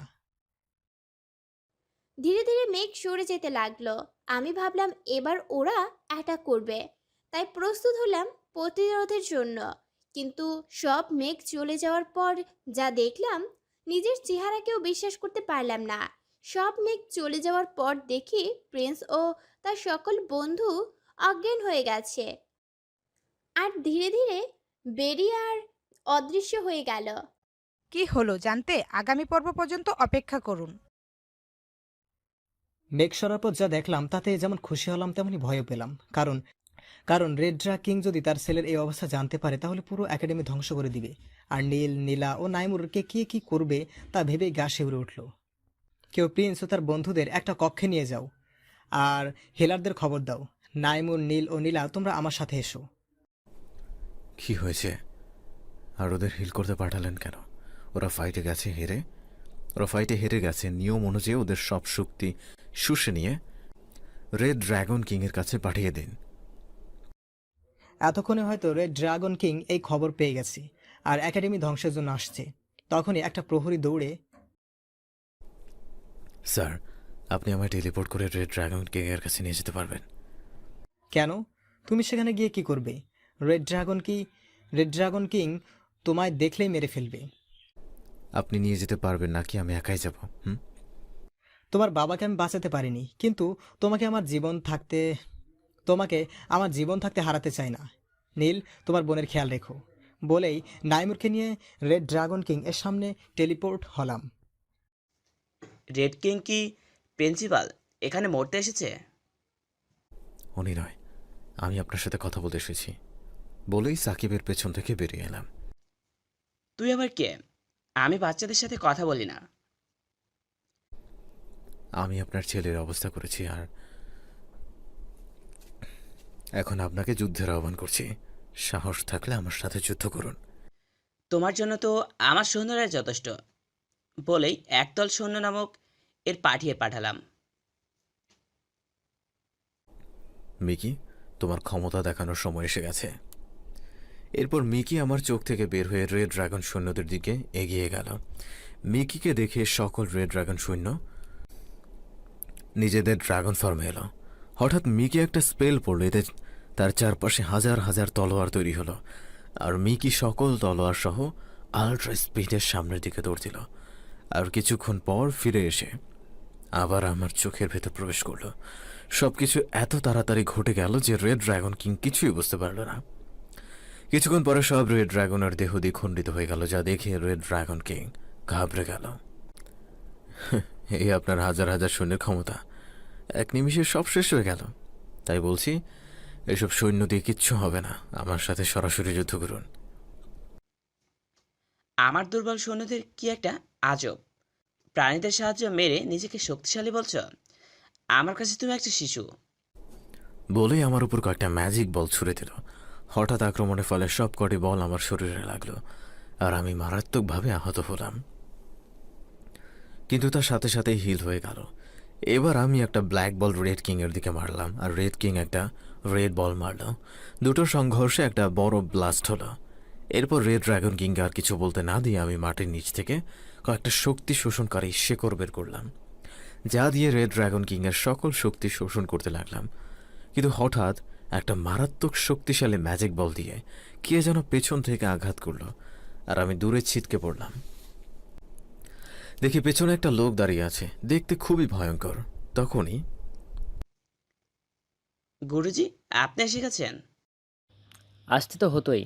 এই যে আবার শিকার, যার জন্য গত 200 বছর যাবৎ জঙ্গ করে এত শক্তি অর্জন করেছি, ওকে প্রভু লুসিফারের সামনে বলে দিতে পারলেই এই পুরো ইউনিভার্স এর সব থেকে শক্তিশালী হব আমি। পুরো ড্রাগন ওয়ার্ল্ড আমি শাসন করব। ভালোই হলো তুই এসে পড়েছিস। তোর বাচ্চা শিষ্য তো আমার এক আঘাতেই সব শক্তি হারাতে বসেছিল। হহর জনে জব সস্কক তরক সয়েম আদি পকমম। মিকি, আমি আর ড্রাগন ফর্মে কিভাবে আসব? তোমার শুধু ড্রাগন ফর্মের কথা ভাবতে হবে। এরপর আমি চোখ বন্ধ করে আমার সকল চিন্তা ড্রাগন ফর্মে আসার উপর ছেড়ে দিলাম। কিছুক্ষণ পর মনে হলো আমি হাওয়ায় ভাসছি। চোখ খুলে দেখি আমি একটা বিশাল ড্রাগনে পরিণত হয়েছি। আমার 12টা ডানা, 2টো সাদা, 2টো লাল, 2টো সবুজ, 2টো কালো আর 4টা গোল্ডেন। নিজেকে দেখে নিজে অবাক হয়ে গেলাম। মিকি আর সাকিব তো হাঁ করে আমার দিকে তাকিয়ে আছে। এবার হবে খেলা। প্লেটো আমার দিকে কালো এবং লাল একটা বল মারল, যেটা আমার শরীরে লাগতেই আমার শরীর অ্যাবজর্ভ করে নিল। এরপর আমি সাদা, কালো এবং লাল একটা বল আমি প্লেটোর দিকে মারলাম। প্লেটো অনেক দূরে ছিটকে পড়ল। এবার আমি আলট্রা স্পিডে গিয়ে প্লেটোকে পাঞ্চ মারতে লাগলাম। প্লেটো শোয়া থেকে আমাকে একটা কিক দিল, আমি অনেক দূরে ছিটকে পড়লাম। এবার প্লেটো দাঁড়িয়ে কি যেন পড়লো আর তার হাতে একটা তলোয়ার এলো। বলেই তলোয়ার দিয়ে একটা স্লাইড দিল, এতে তলোয়ার থেকে একটা লাল আলো আমার দিকে আসতে লাগলো। আমি চারদিকে একটা ব্যারিয়ার দিলাম আর সাকিবকে বললাম, আপনি একাডেমিতে চলে যান, এখানে থাকলে আপনার ক্ষতি হতে পারে। স্লাইডটা আমার ব্যারিয়ারে লাগতেই ব্যারিয়ার ভেঙে গেল। আমি অনেক দূরে ছিটকে পড়লাম। মিকি, তুমি আবিরের কাছে যাও, এদিকটা আমি সামলে নেব। আবির কোথায় আছে পরে জানতে পারবেন। এরপর আমি অ্যাড্রেস 3-4 বলে ডাক দিলাম আর আমার হাতে দুটো তলোয়ার চলে আসলো, একটা সাদা একটা সবুজ। দুটো তলোয়ার আমি একসাথে করলাম, এতে তলোয়ারের হাতল হয়ে গেল সবুজ আর ব্লেড সাদা। প্লেটো তলোয়ারটা দেখে ভয় পেয়ে গেল। আমি আমার তলোয়ার দিয়ে একটা স্লাইড দিলাম, প্লেটোও একটা স্লাইড দিল। আমার তলোয়ার থেকে সাদা সবুজ আলো বের হলো, প্লেটোটা থেকে লাল আলো বের হলো। আমার স্লাইড প্লেটোর স্লাইডকে মাঝখান দিয়ে কেটে প্লেটোর শরীরে লাগলো, আর অ্যাড্রেসের দ্বিতীয় অংশ প্লেটোর হাত থেকে ছিটকে আমার সামনে পড়ল। আমি ওটা হাতে নিতেই একটা ঝটকা লাগলো আর আমি আবারও আগের মতো একটা পাহাড়ের উপর এলাম। এবার আমার সামনে দাঁড়িয়ে আছে একটা রেড ড্রাগন, কিন্তু এটার 14টা ডানা, 12টা লাল আর 2টো কালো। আমি রেড ড্রাগন গড হাসিব, এতদিন শয়তান লুসিফারের বেশে ছিলাম। ধন্যবাদ আমাকে মুক্ত করার জন্য। আমি তোমাকে গ্র্যাভিটি কন্ট্রোল করার ক্ষমতা দিলাম, আর আজ থেকে সকল রেড পাওয়ার স্পেল তোমার। আমি তোমার যে কোনো 2টা প্রশ্নের উত্তর দিব, বলো কি জানতে চাও। অ্যাড্রেসের বাকি অংশ কোথায়? অ্যাড্রেসের প্রথম ও সবচেয়ে শক্তিশালী অংশ আছে ব্ল্যাক পুরনো প্রাসাদে। আপনার 14টা ডানা কেন? আর কালো ডানাগুলো তো ড্রাগনের না, এগুলো কিসের ডানা? বলে রেড ড্রাগন গড ধুয়ো হয়ে আমার ভেতর প্রবেশ করল। আমি আবার যুদ্ধের ময়দানে চলে এলাম। এখন আমার 4টা গোল্ডেন ডানার জায়গায় 2টি গোল্ডেন ডানা আর 2টো অদ্ভুত রেড ড্রাগনের সেই কালো ডানা। প্লেটো আমার এই রূপ দেখে ভয় পেয়ে গেল আর টেলিপোর্ট হয়ে কোথাও চলে গেল। যাওয়ার আগে বলল আমি ফিরে আসব। হঠাৎ আবির টেলিপোর্ট হয়ে আমার সামনে আসলো, তার সাথে আরও 2জন আর মিকি। দুজনের শরীরই ক্ষতবিক্ষত, তাই চেহারা দেখেই বোঝা যাচ্ছে না। আসলে আমি ফাইটের আগে আবিরকে বাবাকে উদ্ধার করতে পাঠিয়েছিলাম। আমি দুজনকে হিল করার জন্য তাদের মাথায় হাত দিলাম আর তারা পুরোপুরি হিল হয়ে গেল। একজন দেখতে একদম আমার মতো, আসল রূপের মতো, আর একজনও দেখতে অনেক সুন্দর। আমি আমার মতো লোকটার দিকে একবার তাকিয়ে আবিরের দিকে তাকালাম। আবির মাথা নাড়িয়ে বলল হ্যাঁ। আমার মতো দেখতে লোকটাকে বাবা বলে জড়িয়ে ধরলাম। মহারাজ, ও নাইমুর, আপনার ছেলে। সত্যি তুই আমার ছেলে? হ্যাঁ বাবা। এরপর আমি আবিরকে বললাম বাবার সাথে আসা লোকটিকে দেখিয়ে। আবার উনিকে? উনি আসলে রেড ড্রাগন কিং সিদ্দিক, শয়তান পূজারী। 50 বছর আগে ওনাকে বন্দি করে রাখে, ওনার জায়গা আর শিষ্যকে বসায়। ও। আবির, মাহি কোথায়? এটা শুনে আবির ও নাইমুর মাথা নিচু করে ফেলল। মহারাজ, আমি আপনাকে দেওয়া কথা রাখতে পারিনি, মহারানীকে আমি বাঁচাতে পারিনি। এটা শুনে খুব কষ্ট পেলাম, কিন্তু আমি দুর্বল হয়ে নাইমুর কষ্ট পাবে ভেবে স্বাভাবিক থাকলাম। এদিকে আমি বাবার মনের কথা শুনে নিজেকে শক্ত রাখলাম। বাবা আমাদের পুরনো প্রাসাদ কোথায়? বাবা, আগে আমরা আন্ডারওয়ার্ল্ড থাকতাম। হঠাৎ একদিন আন্ডারওয়ার্ল্ড প্রচণ্ড ভূমিকম্প শুরু হয়। আমি তখন ছোট, তখন রাজা ছিলেন আমার দাদা। আন্ডারওয়ার্ল্ড বসবাসের অনুপযোগী হওয়ার তিনি বর্তমান রাজ্য সবাইকে নিয়ে এসে নতুন শাসনতন্ত্র শুরু করেন। তুমি আমাকে সেখানকার প্রাসাদে নিয়ে যেতে পারবে? বাবা, হ্যাঁ, কিন্তু ভূমিকম্প পুরো প্রাসাদে ভেঙে চুরমার হয়ে গেছিল। এতদিন হয়তো সেখানে জঙ্গল হয়ে গেছে। তুই সেখানে গিয়ে কি করবি? সমস্যা নেই, আমার যা লাগবে তা পুরো আন্ডারওয়ার্ল্ড ধ্বংস হলে পাবো। আমরা এখানে কি করব? তুমি রেড ড্রাগন কিংকে নিয়ে একাডেমিতে যাও। সেখানে রেড ড্রাগন কিং এবং বাবার বিশ্রামের ব্যবস্থা করো। বাবা একটু পরে ফিরে আসবে। আবির এবং রেড কিং তখন টেলিপোর্ট হয়ে একাডেমিতে চলে গেল, আর আমি আর বাবা চলে এলাম আন্ডারওয়ার্ল্ডে। আন্ডারওয়ার্ল্ড। হঠাৎ করে এক জায়গায় টেলিপোর্ট হয়ে এলাম, চারিদিকে প্রচুর অন্ধকার। বাবা, এ কোথায় এলাম? কিছু তো দেখতে পাচ্ছি না। আসলে আন্ডারওয়ার্ল্ড সূর্যের আলো আসতে পারে না, আর কৃত্রিম সূর্য ছিল ভূমিকম্পে সেটাও ধ্বংস হয়ে গেছে। আমি আমার হাত সামনে বাড়িয়ে একটা স্পেল পড়লাম। এতে আমার হাত থেকে একটা ছোট্ট আলোর গোলা বের হলো, যা ধীরে ধীরে উপরে উঠতে লাগলো এবং বড় হতে লাগলো। এখন ওটাকে প্রায় সূর্যের মতোই দেখা যাচ্ছে, চারদিকে আলোকিত হয়ে গেছে। এতক্ষণ বাবা এবং আমি আমার তৈরি ওই বলের দিকে তাকিয়েছিলাম। হঠাৎ পেছন থেকে শব্দ শুনে পেছনে তাকালাম, আর কে যেন আমাদের উপর তরল কি একটা ঢেলে দিল, আর আমরা অজ্ঞান হয়ে গেলাম। পেছনে ওটা কি ছিল জানতে আগামী পর্ব পর্যন্ত অপেক্ষা করুন। মিটমিট করে চোখ খুলে তাকালাম, দেখি চারিদিকে অন্ধকার, কোথায় আছি কিছুই বুঝতে পারছি না। আমার পুরো শরীরকেও কোনো এক লতা দিয়ে বেঁধে রেখেছে। আমার ম্যাজিক এই লতার উপর কাজ করছে না। বাবা পাশে অচেতন অবস্থায় পড়ে আছে। মিকি, দেখতো এই লতাটা কাটতে পার কিনা, আমার কোনো ম্যাজিকের ওপর কাজ করছে না। তখনই মিকি বের হয়ে তার ধারালো দাঁত দিয়ে লতা একটা কামড় দিল, আর লতাটি ছিঁড়ে গেল। এরপর মিকি একইভাবে বাবার লতাটাও কেটে ফেলল। আমি আমার হাতে একটু পানি এনে বাবার মুখে মারলাম, আর বাবার জ্ঞান ফিরে এলো। এটা কোনো জায়গা? আমরা এখনো কিভাবে এলাম? জানি না, মাত্রই আমার জ্ঞান ফিরল। আর জ্ঞান ফেরার পর চল ফিরে যাই। এখানে বিপদের মধ্যে তোর কি কাজ? আমার কাজ আছে, এখন বলা যাবে না। তুমি টেলিপোর্ট হয়ে একাডেমিতে চলে যাও। না, তোকে একা ফেলে আমি কোথাও যাব না। বোঝার চেষ্টা করো, আমার কিচ্ছু হবে না। আমার সুপার হিলিং পাওয়ার আছে, আর মিকি তো আছে। আমি কোনো বিপদে পড়লে ও তোমাদের খবর দিয়ে দেবে। আচ্ছা, কিন্তু কাজ শেষ হলেই চলে আসবি। এরপর শাহেদ টেলিপোর্ট হয়ে একাডেমিতে চলে গেল। আর তখনই একটা বৃদ্ধ ঘরে প্রবেশ করলো, আর আমাকে বন্ধনমুক্ত দেখে অবাকের পাশাপাশি ভয়ও পেল, যা আমি তার মাইন্ড পরে বুঝতে পারলাম। ভয় পেয়ে নাম, আমি আপনার কোনো ক্ষতি করব না। কে বলেছে আমি ভয় পেয়েছি? আমার কাছে মাইন্ড রিডিং পাওয়ার আছে। আপনি মনে মনে যা বলছেন সব আমি শুনতে পাচ্ছি। এখন বলুন, আমায় বন্দি করেছেন কেন? আমি একজন আন্ডারওয়ার্ল্ডের প্রধান হিলার ছিলাম। সাথে সাথে বিভিন্ন গাছের ঔষধি গুণ সম্পর্কে ছিল আমার অগাধ জ্ঞান। একদিন আমি কিছু শেকড় আনতে জঙ্গলের এক গুহার ভেতরে গিয়েছিলাম। হঠাৎ ভূমিকম্প শুরু হয়, আর গুহার মুখ পাথর পড়ে বন্ধ হয়ে যায়। গুহার ভিতরের অংশ ভেঙে পড়তে থাকে। আমি একটা বড় পাথরের নিচে আটকা পড়ে জ্ঞান হারিয়ে ফেলি। আমার হিলিং পাওয়ার বেশি থাকায় আমি মারা যাইনি, কিন্তু কয়েকদিন আমার জ্ঞান ছিল না।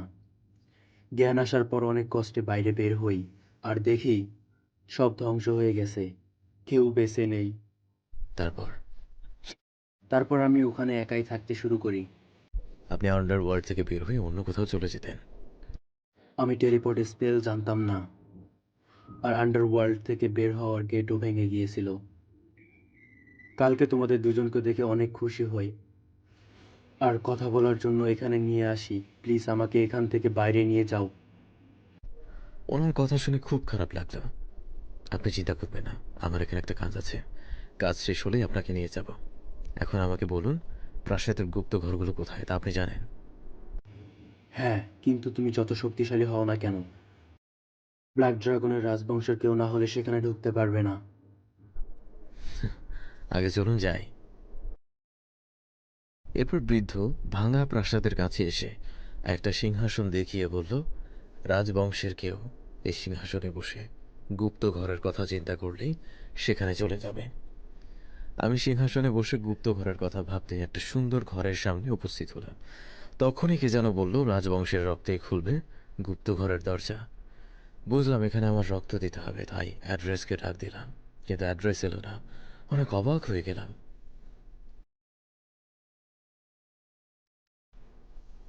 হঠাৎ আমার সামনে একটা তলোয়ার হাওয়ায় ভাসতে লাগলো। তলোয়ারটা হাতে নিয়ে আমি হাত কেটে একটু রক্ত দরজার উপরে ফেললাম, আমার দরজা খুলে গেল। দরজা দিয়ে ভেতরে ঢোকার পর একটা ফাঁকা ঘরে চলে এলাম। এখানে অ্যাড্রেস কোথায়?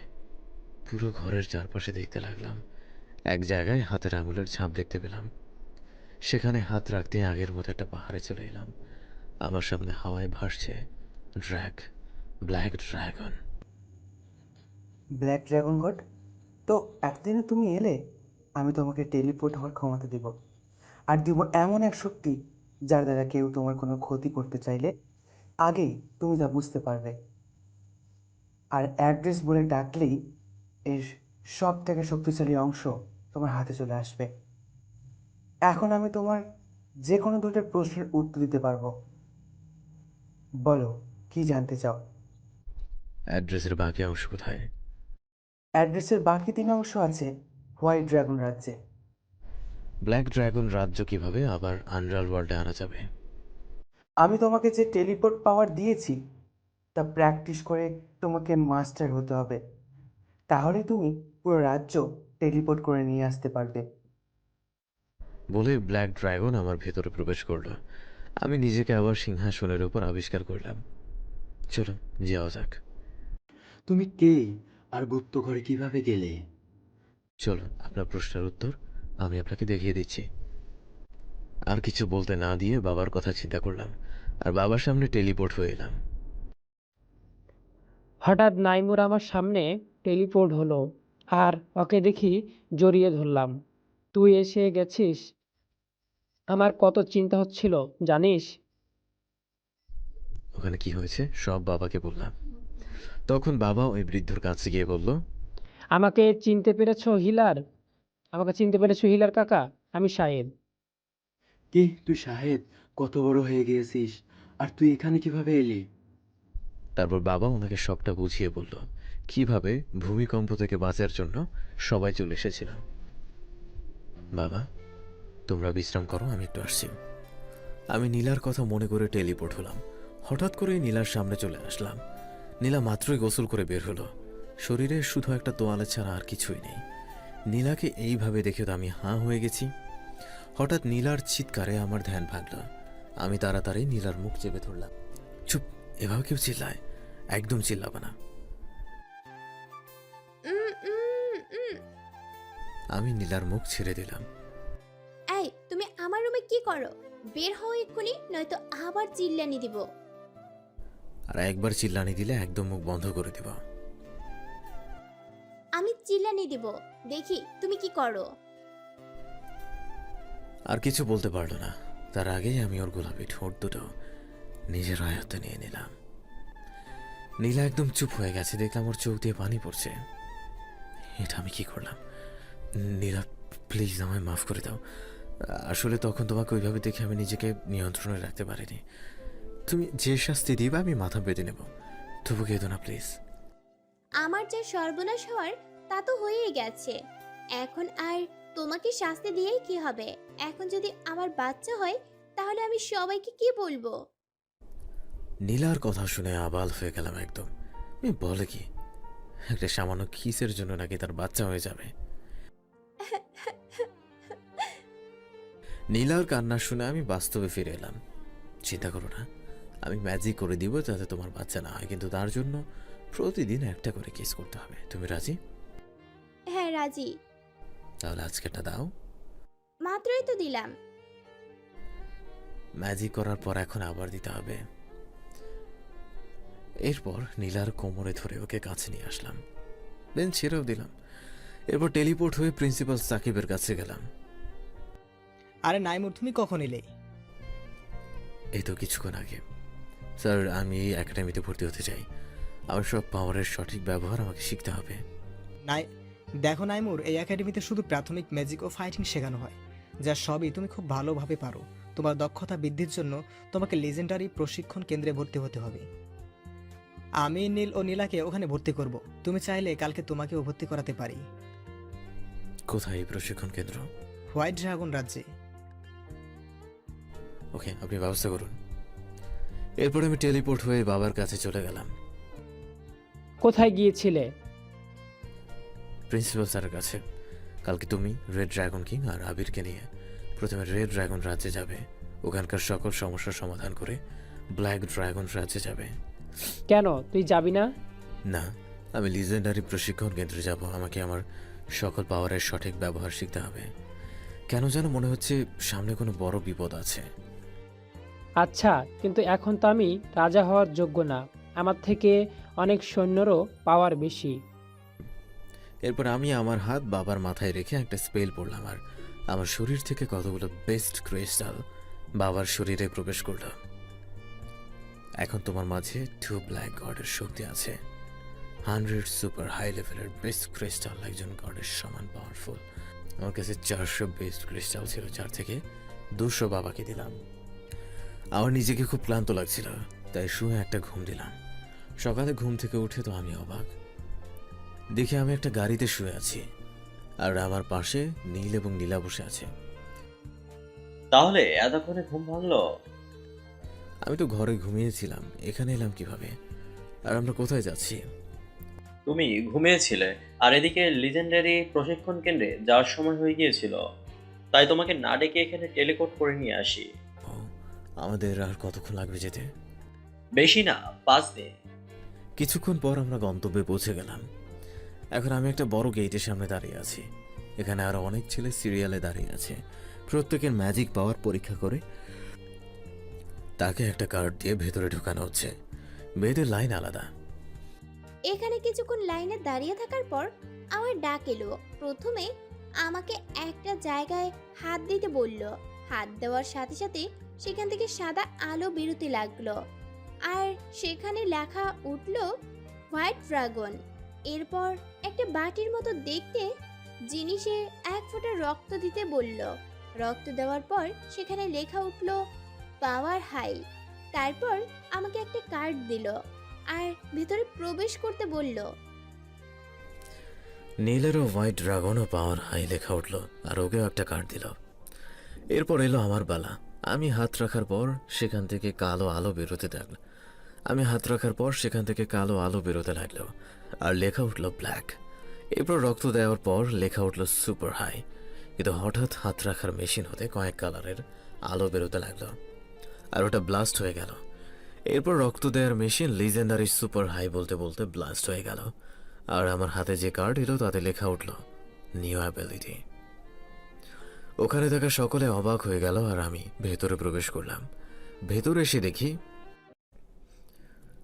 এসে দেখি শত শত ছেলে মেয়ে হাঁটাহাঁটি করছে। চারদিকে অনেক সুন্দর সুন্দর গাছ, বিভিন্ন ম্যাজিক্যাল কারুকার্য। এক কথায় পুরো জায়গাটাই অনেক সুন্দর। আমি নীল এবং নীলাকে খুঁজতে লাগলাম, আর কিছুক্ষণ পর পেয়েও গেলাম। এই তো নাইমুখ চলে এসেছে। চলো এখন যার যার রুমে যাই, ফ্রেশ হয়ে পরে আড্ডা দেওয়া যাবে। তারপর আমরা কার্ডে দেওয়া রুম নম্বর অনুযায়ী যার যার রুমে চলে গেলাম। ফ্রেশ হয়ে আমি নীলার রুমে চলে এলাম। এই, তুমি আমার রুমে কি করো? বের হও, কেউ দেখলে সমস্যা হবে। আচ্ছা, বের হচ্ছে, কিন্তু আজকের কেসটা দাওনি। পরে বাচ্চা হলে কিন্তু আমার দোষ না, হ্যাঁ? হঠাৎ নীলা আমাকে তার দিকে ঘুরিয়ে কিস করে দিল। আমি সরে গেলাম। কি ম্যাডাম, মারবেন নাকি? আর একটু হলেই তো মরে যেতাম। আর কিছু বলতে পারলাম না। নীলা আমার মুখ চেপে ধরল। একদম মরার কথা বলবা না, আর একবার মরার কথা বললে আমি তোমাকে মেরে ফেলবো। কেন? আমি মরলে তোমার কি? আমি তো তোমার কেউ না। জানি না, কিছু জানি না, কিন্তু তোমার সাথে থাকলে আমার ভালো লাগে।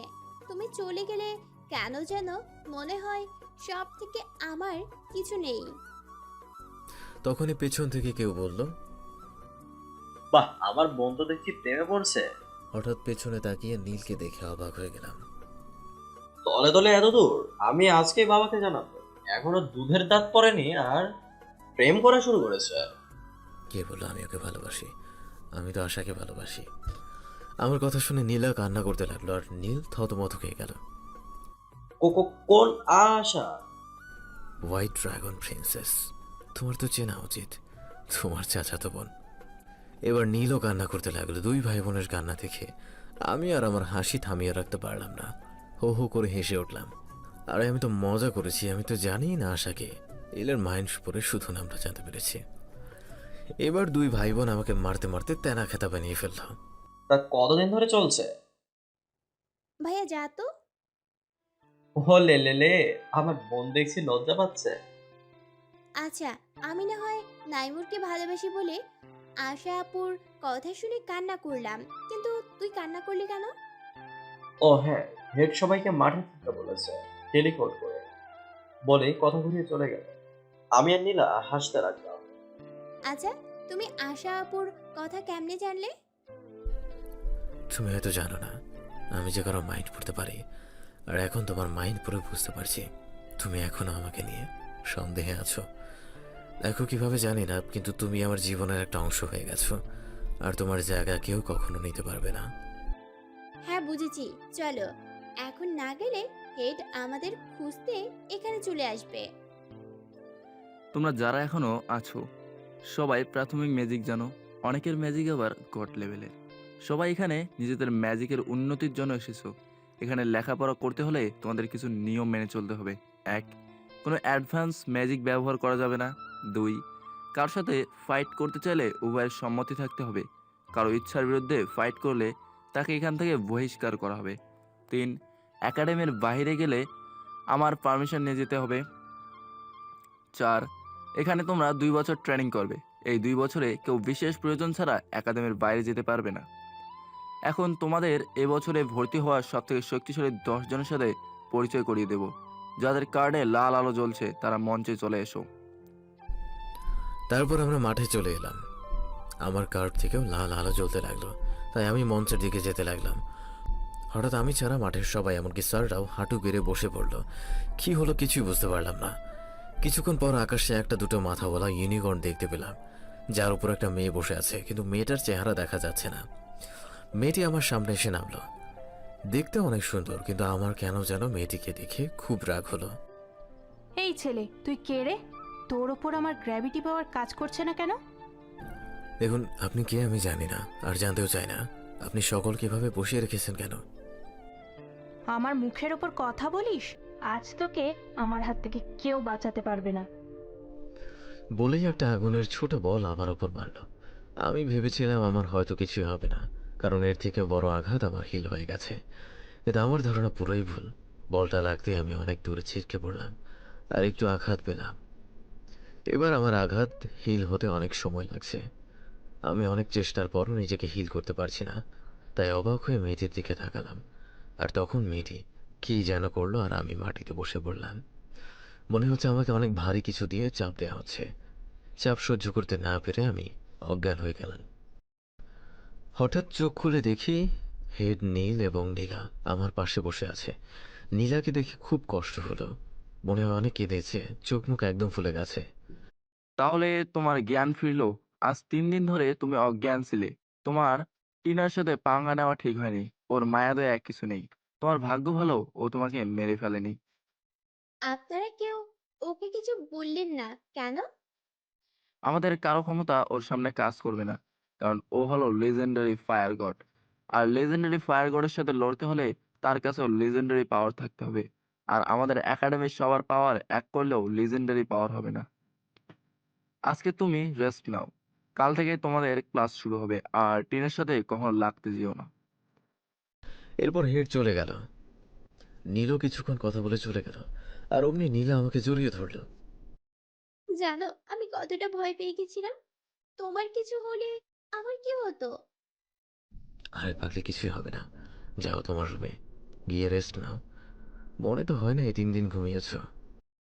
না, আমি তোমাকে রেখে কোথাও যাব না। এখন যাও, আমি একটু পর তোমার রুমে আসবো। ওকে, আসবে কিন্তু। মিকি, আমার কাছে সুপার লিজেন্ডারি পাওয়ার আছে, তাহলে ওই মেয়ের সাথে কেন পারলাম না? আরে ওই মেয়ে কোন গোত্রের? আপনার ফুল পাওয়ার তখনই ব্যবহার করতে পারবেন যখন আপনি অ্যাড্রেসের সকল শক্তি অর্জন করবেন। আর ওই মেয়ে লেজেন্ডারি ফায়ার গড।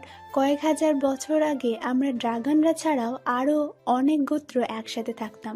পরে কোনো এক কারণে সব গোত্র আলাদা বসবাস শুরু করে, কিন্তু ফায়ার গডরা কোনো আলাদা দুনিয়ায় না গিয়ে ড্রাগনদের সাথে বসবাস শুরু করে।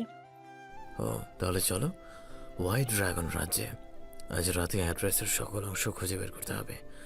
আজকের পরে তার একাডেমি থেকে বের হতে পারবো না। এরপর আমি টেলিপোর্ট হয়ে হোয়াইট ড্রাগন রাজ্যের একটা জঙ্গলে চলে এলাম। এরপর আমি অ্যাড্রেস বলে ডাক দিতে অ্যাড্রেসের 4 খণ্ড হাওয়ায় ভাসতে লাগলো। আমি 4টা তলোয়ার এক করে দিলাম, আর দেখতে খুব সুন্দর একটা তলোয়ার তৈরি হলো। যার হাতল সবুজ, এক পাশের ব্লেড লাল, এক পাশের ব্লেড সাদা, আর এর চারদিক দিয়ে কালো ধোঁয়া বেরোচ্ছে। আমি অ্যাড্রেস হাতে নিয়ে এর বাকি অংশের কাছে যাওয়ার চিন্তা করতেই একটা ঘরে চলে এলাম। ঘরের মাঝখানে একটা তলোয়ার। তলোয়ারটি হাতে নিতেই তা অনেক গরম হতে শুরু করলো, তাই হাত থেকে ফেলে দিলাম। আর তখনই তলোয়ারটি একটা ড্রাগনের রূপ নিল। এমন ড্রাগন আমি কোথাও দেখিনি। পুরো শরীর গোল্ডেন কালার, দুটো ডানা, কিন্তু ডানা দুটো এত বড় যে আমার 14টা ডানাও তার একটা ডানার সমান না। তখন ড্রাগনটি বলতে শুরু করলো, এড্রেসের বাকি অংশের মতো এত সহজে আমার শক্তি তুমি পাবে না। আমার শক্তি পেতে হলে তোমায় আমার সাথে যুদ্ধ করে আমাকে হারাতে হবে। রাজি থাকলে বলো, আর নয়তো ফিরে যাও। আমি রাজি। এত দূরে এসে আমি কখনো ফিরে যাব না। হঠাৎ চারপাশ বদলে গেল আর আমি একটা ফাইটিং রাউন্ডে চলে এলাম। তো শুরু করা যাক। এরপর গোল্ডেন ড্রাগন একটা হুঙ্কার দিল আর সুপার স্পিডে আমার সামনে এসে আমাকে ডানা দিয়ে একটা বাড়ি দিল, আর আমি অনেক দূরে ছিটকে পড়লাম। কিছুক্ষণের মধ্যেই আমার সকল ক্ষত হিল হয়ে গেল। তারপর আমি আমার ড্রাগন ফর্মে আসতে চাইলাম, আর আমার সামনে আমার রেড, গ্রিন, হোয়াইট এবং ব্ল্যাক ছাড়াও আরেকটা সত্তা দেখতে পেলাম, যেটা রং একদম কালো। আমি প্রবল আগ্রহে ওই সত্তায় ঢুকলাম। হঠাৎ ওই সত্তায় ঢোকার পর আমার শরীর বড় হতে লাগলো। আমি এক অন্যরকম শক্তি অনুভব করতে পারছি, যা আমার ড্রাগন ফর্মে নেই। আমি বড় হতে হতে গোল্ডেন ড্রাগনের থেকে অনেক বড় হয়ে গেলাম। এখন গোল্ডেন ড্রাগন আমার হাঁটুর সমান না। আমি হাতটা একটু সামনে বাড়াতেই আমার হাত থেকে কালো ধোঁয়া বের হয়ে তা গোল্ডেন ড্রাগনকে ঘিরে ফেলল। গোল্ডেন ড্রাগন কিছুক্ষণ ছটফট করার পর আবার তলোয়ার হয়ে গেল। এবার আমি তলোয়ার হাতে নেয়ার পর সহজেই তুলে ফেললাম, আর প্রতিবারের মতো সেই পাহাড়ের উপর নিজেকে আবিষ্কার করলাম। আজ থেকে মৃত্যুর আগে পর্যন্ত অ্যাড্রেস তোমার। আসলে অ্যাড্রেস তোমার জন্য তৈরি করা হয়নি, সত্যকে প্রতিষ্ঠা করার জন্য আরও অনেকেই অ্যাড্রেসের সাহায্য পেয়েছে। তোমরা কেবল অ্যাড্রেসের অধিকারী, এর আসল মালিক এখনও জন্ম নেয়নি। পুরো ইউনিভার্সে এর মতো আরও 4টি তলোয়ার আছে। এখন তোমাকে যা বলবো মনোযোগ দিয়ে শোনো। তুমি হলো অ্যাড্রেসের শেষ অধিকারী। এরপরে আর কেউ এর অধিকারী হবে না, কারণ অ্যাড্রেসের মালিকের আসার সময় খুব কাছে। আর তোমাকে মৃত্যুর পর পুনরায় জীবিত করা হবে। সেখানে তুমি অ্যাড্রেসের মালিক এটার কাছে না আসা পর্যন্ত এটা সুরক্ষিত রাখবে। তুমি হবে দ্য গ্রেট লিজেন্ডারি কিংয়ের পার্টনার। তাকে সকল বিপদ থেকে তোমায় রক্ষা করতে হবে। আমি কিভাবে অ্যাড্রেসের মালিক হব? আমি কিভাবে অ্যাড্রেসের মালিককে চিনব? যখন সেই অ্যাড্রেসের কাছাকাছি থাকবে তখন অ্যাড্রেস থেকে গোল্ডেন আলো বের হবে। এখন তোমাকে যেতে হবে কোটি বছর আগে বিলুপ্ত হয়ে যাওয়া গোল্ডেন ড্রাগন রাজ্যে। সেখানে আছে তোমার অপেক্ষায় আছে last golden dragon, the great golden dragon master. তোমাকে তার কাছ থেকে নিজের সকল শক্তির ব্যবহার শিখতে হবে। আমার এই অদ্ভুত সত্যটা কিভাবে পেলাম? কিন্তু তার আগে আমি তোমার একটা প্রশ্নের উত্তর দেব। বলো, কি জানতে চাও? পরের জন্মে তোমার মাস্টার হবে ডেভিল গোত্রের, তাই প্রকৃতির নিয়মে তুমি এই সত্তা পেয়েছো। এটা হলো ড্রাগনবিল সত্তা। মেয়েকে আমাকে কোথাও ট্রেনিংয়ের জন্য যেতে হবে। তুমি নীলার কাছে যাও, ওকে সবসময় সকল বিপদ থেকে রক্ষা করবে, আর আমার জন্য অপেক্ষা করতে বলবে। আমি খুব শীঘ্রই চলে আসবো।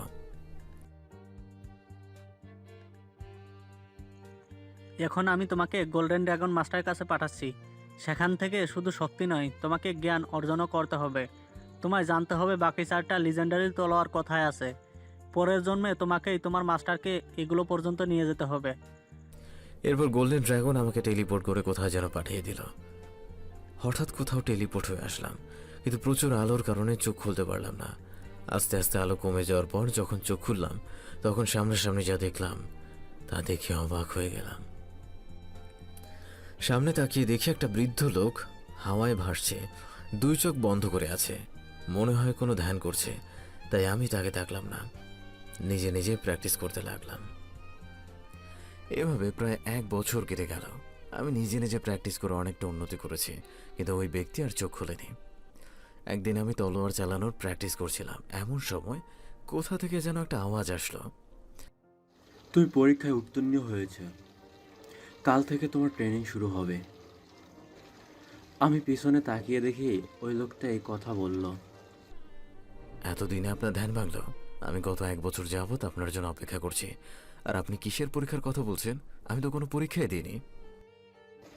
ম্যাজিকের দুনিয়ার সব থেকে বড় পরীক্ষা হলো ধৈর্য, আর তুমি 1 বছর ধৈর্যের সাথে এখানে ছিলে।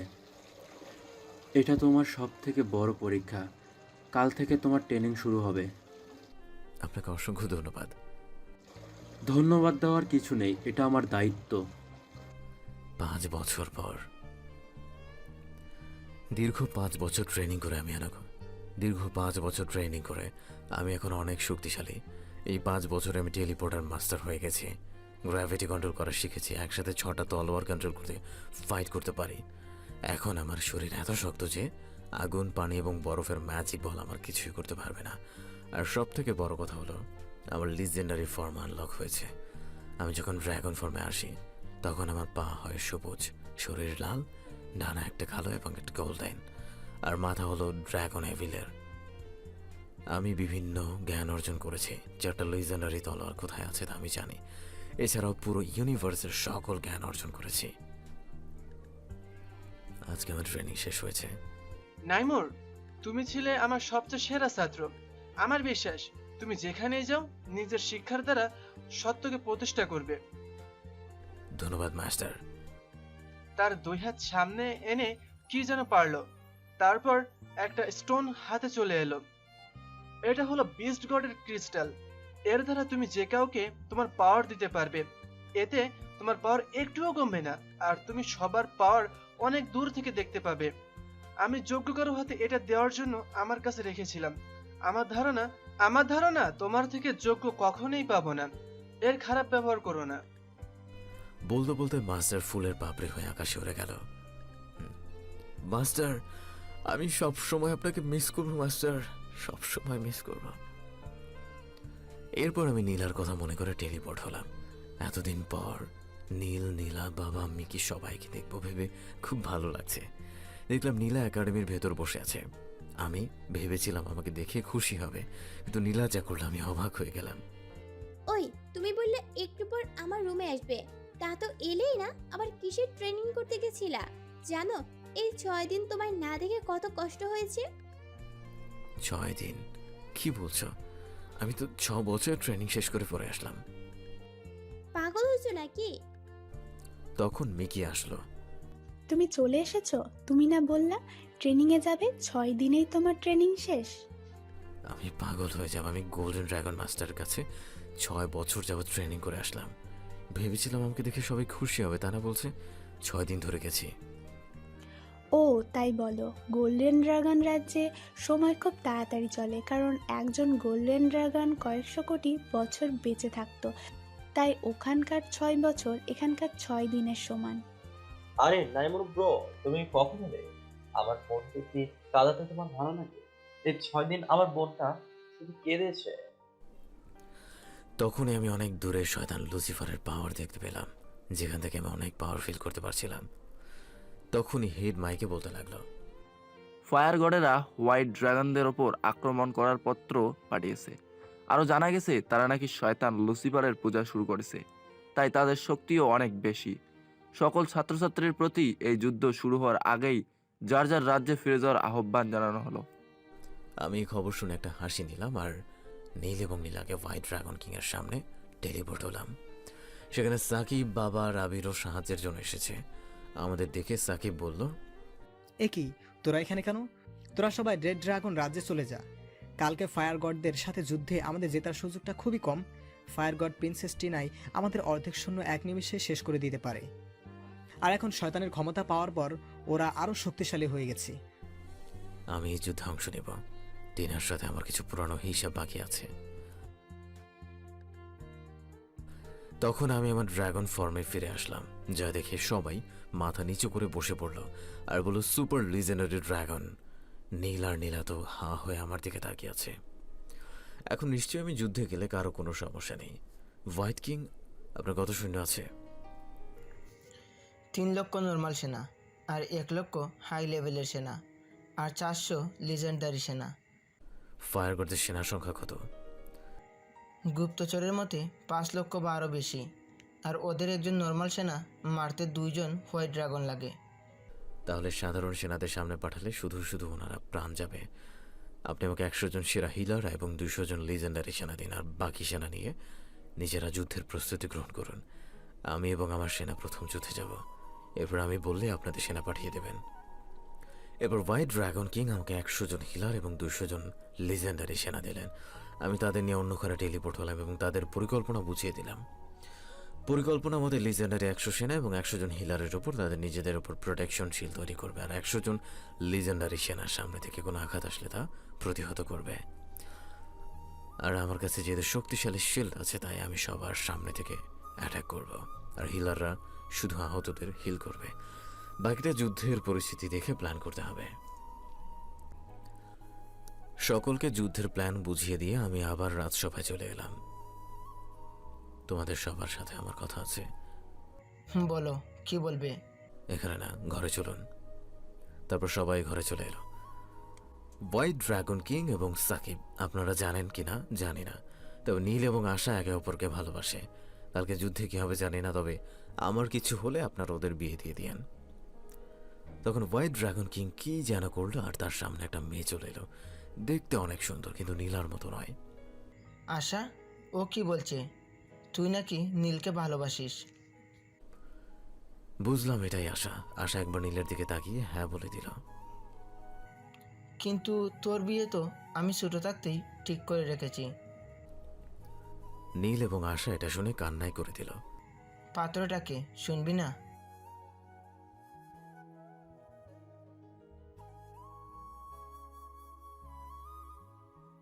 আমিও যে কোনো মূল্যে হলেও আশাকে বিয়ে করব।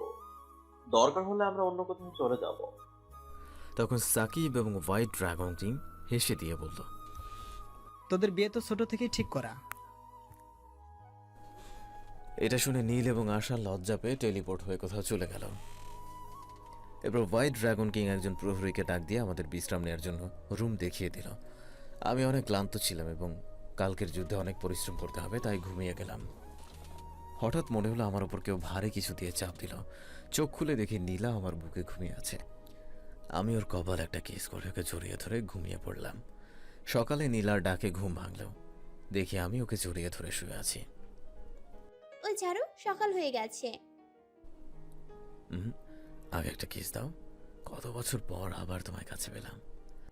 এরপর নীলা আমার মাথার পেছনে হাত দিয়ে ধরে কিস করা শুরু করলো। কিছুক্ষণ পর বাইরে থেকে হট্টগোলের আওয়াজ আসতে লাগলো। ধুর, নীলা আমার অবস্থা দেখে তো হাসতে লাগলো। বাইরে এসে দেখি সকল সৈন্যরা যুদ্ধের প্রস্তুতি গ্রহণ করছে। আমি রাজসভায় চলে এলাম। আমাদের এখন যুদ্ধের জন্য বেরোনো উচিত। ফায়ার গার্ডেরা যুদ্ধের ময়দানে এসে গেছে। আমি এবং আমার সেনা প্রথমে যুদ্ধের ময়দানে যাব, আপনারা একটু দূরে থাকবেন, আর আমি সিগন্যাল দিলে চলে আসবেন। এরপর আমি আমার সৈন্যদের নিয়ে টেলিপোর্ট হয়ে যুদ্ধের ময়দানে চলে এলাম। যুদ্ধের ময়দানে কি রে, একবার আমার কাছে মার খেয়ে তোর শিক্ষা হয়নি? এবার একেবারে মরতে চলে এসেছিস। সময় আর পরিস্থিতি সব সময় সবার অনুকূলে থাকে না। আজকে সময়টা আমার, আর পরিস্থিতিও আমার কন্ট্রোলে। আজকে সকল শয়তানের ধ্বংস হবে। বাহ, এই কয়দিনে দেখি তুই ভালোই কথা বলতে শিখে গেছিস। তা এই কয়েকশো সেনা নিয়ে তুই আমাদের লক্ষ্য সেনাকে পরাজিত করবি? একবার যুদ্ধ শুরু হোক, তারপর দেখা যাবে কার দূর কত দূর। তোদের জন্য তো সাধারণ সৈন্যই যথেষ্ট। এরপর টিনা ওর সেনাদের আক্রমণের হুকুম দিল। কেউ আক্রমণ করো না, সবাই গোল হয়ে আমার চারপাশে দাঁড়াও, আর একটা প্রোটেকশন শিল্ড তৈরি করো, আর সকল হিলাররা যে আহত হবে তাকে হিল করা শুরু করবে। এরপর আমার কথা মতো সবাই চারপাশে একটা প্রোটেকশন শিল্ড তৈরি করলো। আমিও তাতে কিছু পাওয়ার দিলাম। তখনই একের পর এক গড শিল্ডের ওপর এসে আক্রমণ করতে লাগলো। পুরো শিল্ড কয়েক লক্ষ ফায়ার গডের নিচে পড়ে গেল। দূর থেকে হোয়াইট ড্রাগন রাজ্যের সব সেনা এটা দেখে ভয় পেয়ে গেল। বাবা, নীল, নীলা, আবির, সাকিব সবাই কান্না করতে লাগলো, আর টিনাও তার বাকি সেনারা হাসতে লাগলো। হঠাৎ শিল্ডের চারপাশে সকল ফায়ার গড ধোঁয়া হয়ে মিলিয়ে গেল। যখন সকল ফায়ার গড আক্রমণ করে, তখন আমি ব্ল্যাক স্নেক স্পেল পরে সবার শক্তি নিয়ে নেই। আর সবাই দেখতে পেল আমি জোড়াসন বসে বসে হাওয়ায় ভাসছি। টিনা ওর কয়েক লক্ষ সৈন্যের এই অবস্থা দেখে প্রচুর রেগে গেল, আর আমাদের দিকে একটা ম্যাজিক বল মারলো, যা শিল্ডে লাগতে পুরো শিল্ড ভেঙে গেল। এরপর টিনা আর একটা ম্যাজিক বল মারলো, যেটা আগেরটার থেকে অনেক বেশি পাওয়ার। ম্যাজিক বলটা আমাদের লাগার কিছুক্ষণ আগে আমি চোখ খুলি আর আমার হাতটা সামনের দিকে ধরি, তো বলটা আমার হাত অ্যাবজর্ভ করে নেয়। টিনা, এখনো সময় আছে, হার মেনে নাও, শয়তানের পূজা বন্ধ করো, আমি তোমাদের সকলকে মাফ করে দেব। হার মেনে নেব আর আমি? দেখ এখন কি করি। এরপর টিনা কি যেন একটা পড়ল আর চারপাশের সকল সেনা ধুয়ো হয়ে টিনার ভেতর প্রবেশ করলো। কিছুক্ষণ পর পেছন থেকে প্লেট আর অ্যারিস্টয় বেরিয়ে এলো। এখন তোকে দেখাবো আমাদের আসল পাওয়ার, বলেই ওরাও টিনের মধ্যে চলে গেল। এখন আমি টিনার মধ্যে আমার 90% শক্তি অনুভব করতে পারছি। এত শক্তি দেখে আমিও কিছুটা ভয় পেলেও মুখে প্রকাশ করলাম না। এখন যা করার সব আমাকেই করতে হবে, কারণ সেনারা এখন টিনার পিছু করতে পারবে না। টিনার 6টা হাত, 14টা ডানা, 4টা লাল, 4টা কালো আর 6টা শয়তানের। 3টা মাথা, মাঝখানেটা টিনার আর 2টো সাইডের 2টা প্লেটোর অ্যান্ড অ্যারিস্টের। 3টা চোখ, 2টো সিং, এক কথায় পুরো একটা দানব। সবাই টিনার এই রূপ দেখে ভয় পেয়ে গেল। হঠাৎ টিনা হুঙ্কার দিয়ে আমাকে একটা লাথি দিল। আমি কিছুটা দূরে গিয়ে পড়লাম। এরপর আমি আমার লিজেন্ডারি ড্রাগন ফর্মে এলাম। দুজনের মধ্যে তুমুল যুদ্ধ চলছে। টিনার থেকে আমার পাওয়ার একটু বেশি, তাই ও আমার সাথে পেরে উঠছে না। তখনই ওর 2 মাথাওয়ালা ইউনিকর্নটা এলো আর ধুয়ো হয়ে ওর ভেতর প্রবেশ করলাম। এখন ওর থেকে আমি আমার চেয়ে অনেক বেশি পাওয়ার ফিল করছি। ওর স্পিড এত বেড়ে গেছে যে কোথা থেকে মারছে বুঝতেই পারছি না। তখনই আমার চোখ থেকে মিকি বের হলো। তোমার মতো একটা মাস্টার পেয়ে আমি অনেক খুশি। হয়তো আবার কোনো একদিন দেখা হবে। বলেই আমার মধ্যে প্রবেশ করলো। আমি মিকি বলে জোরে চিৎকার দিলাম। এতে পুরো ড্রাগন ওয়ার্ল্ড কেঁপে উঠল। এরপর গ্র্যাভিটি কন্ট্রোল করে টিনাকে বসিয়ে দিলাম। মাটির নিচ থেকে কয়েকশো শেকড় বের করে ওকে বেঁধে ফেললাম। তোদের জন্য আমি সব হারিয়েছি। জন্মের পর মাকে হারিয়েছি, বাবার আদর থেকে বঞ্চিত হয়েছি। এখন আমার ভাইয়ের মতো বন্ধু মিকিকে হারালাম। আজ সব শয়তান পূজারীকে আমি শেষ করে দেব। প্লিজ আমাদের ছেড়ে দাও, আমরা শয়তানের পূজা বন্ধ করে দেব। আমার রূপ রাগ দেখে ভয় পেয়ে গেছে। আমি ওদের আর কিছু বলতে দিলাম না। অ্যাড্রেস বলে ডাক দিতে আমার হাতে অ্যাড্রেস চলে এলো। অ্যাড্রেসের এক কোপে টিনা, প্লেট এবং অ্যারিস্টের মাথা আলাদা করে দিলাম। টিনা ছাই হয়ে আকাশে উড়ে গেল। মিকি বলে জোরে চিৎকার দিয়ে কান্না করতে লাগলাম। তখনই আকাশে মিকির প্রতিচ্ছবি দেখতে লাগলাম। কেঁদো না নাইমুর, আমি সব সময় তোমার শক্তি হয়ে তোমার পাশে থাকবো। অ্যাড্রেসের সকল ক্ষমতা তার মালিকের কাছে চলে যাওয়ার পর আমার সকল ক্ষমতা তোমার হয়ে যাবে। বিদায়। আমি আরো জোরে জোরে কান্না করতে লাগলাম। আমার কান্নার আওয়াজে পুরো ড্রাগন ওয়ার্ল্ড কাঁপতে লাগলো। এমন চলতে থাকলে ড্রাগন ওয়ার্ল্ডের সব ধ্বংস হয়ে যাবে। দেখলাম নাইমুর কিছুতেই নিজেকে কন্ট্রোল করতে পারছি না, তাই আমি গিয়ে ওকে জড়িয়ে ধরলাম। হঠাৎ নীলা এসে আমাকে জড়িয়ে ধরলো। আমি ধীরে ধীরে শান্ত হলাম। নীলা, আমি মেয়েকে কাটকাতে পারলাম না। আমাকে ছেড়ে চলে গেল, কিন্তু ও তো বলেছিল আমার মৃত্যুর আগ পর্যন্ত আমার পাশে থাকবে। আমি ওকে বাঁচাতে পারলাম না। আমি ওকে বাঁচাতে পারলাম না। যুদ্ধ শেষ হয়েছে আজ 2 মাস। এর মধ্যে আমি অনেকটা স্বাভাবিক হয়েছি। হোয়াইট কিং নীলের বিয়ে দিতে চেয়েছিল, তাই নীল আমার এবং নীলার কথা কিংকে জানিয়েছে আর বলেছে আমরা একসাথে বিয়ে করব। এখন আমি সবার সামনে আগের মতো স্বাভাবিক থাকি আর রাতে মিকির কথা মনে করে কান্না করি। বাবা এখন ব্ল্যাক ড্রাগন রাজ্যের কিং। ব্ল্যাক রাজ্যকে আমি আবার আন্ডারওয়ার্ল্ডে নিয়ে এসেছি আর সব নতুন করে সাজিয়েছি। হোয়াইট ড্রাগন রাজ্যের কিং নীল আর গ্রিন এবং রেড কিং আমাদের সাথে মিলেমিশে থাকে। আজকে পুরো ড্রাগন ওয়ার্ল্ড সুন্দর করে সাজানো হয়েছে, কারণ আজকে আমাদের বিয়ে।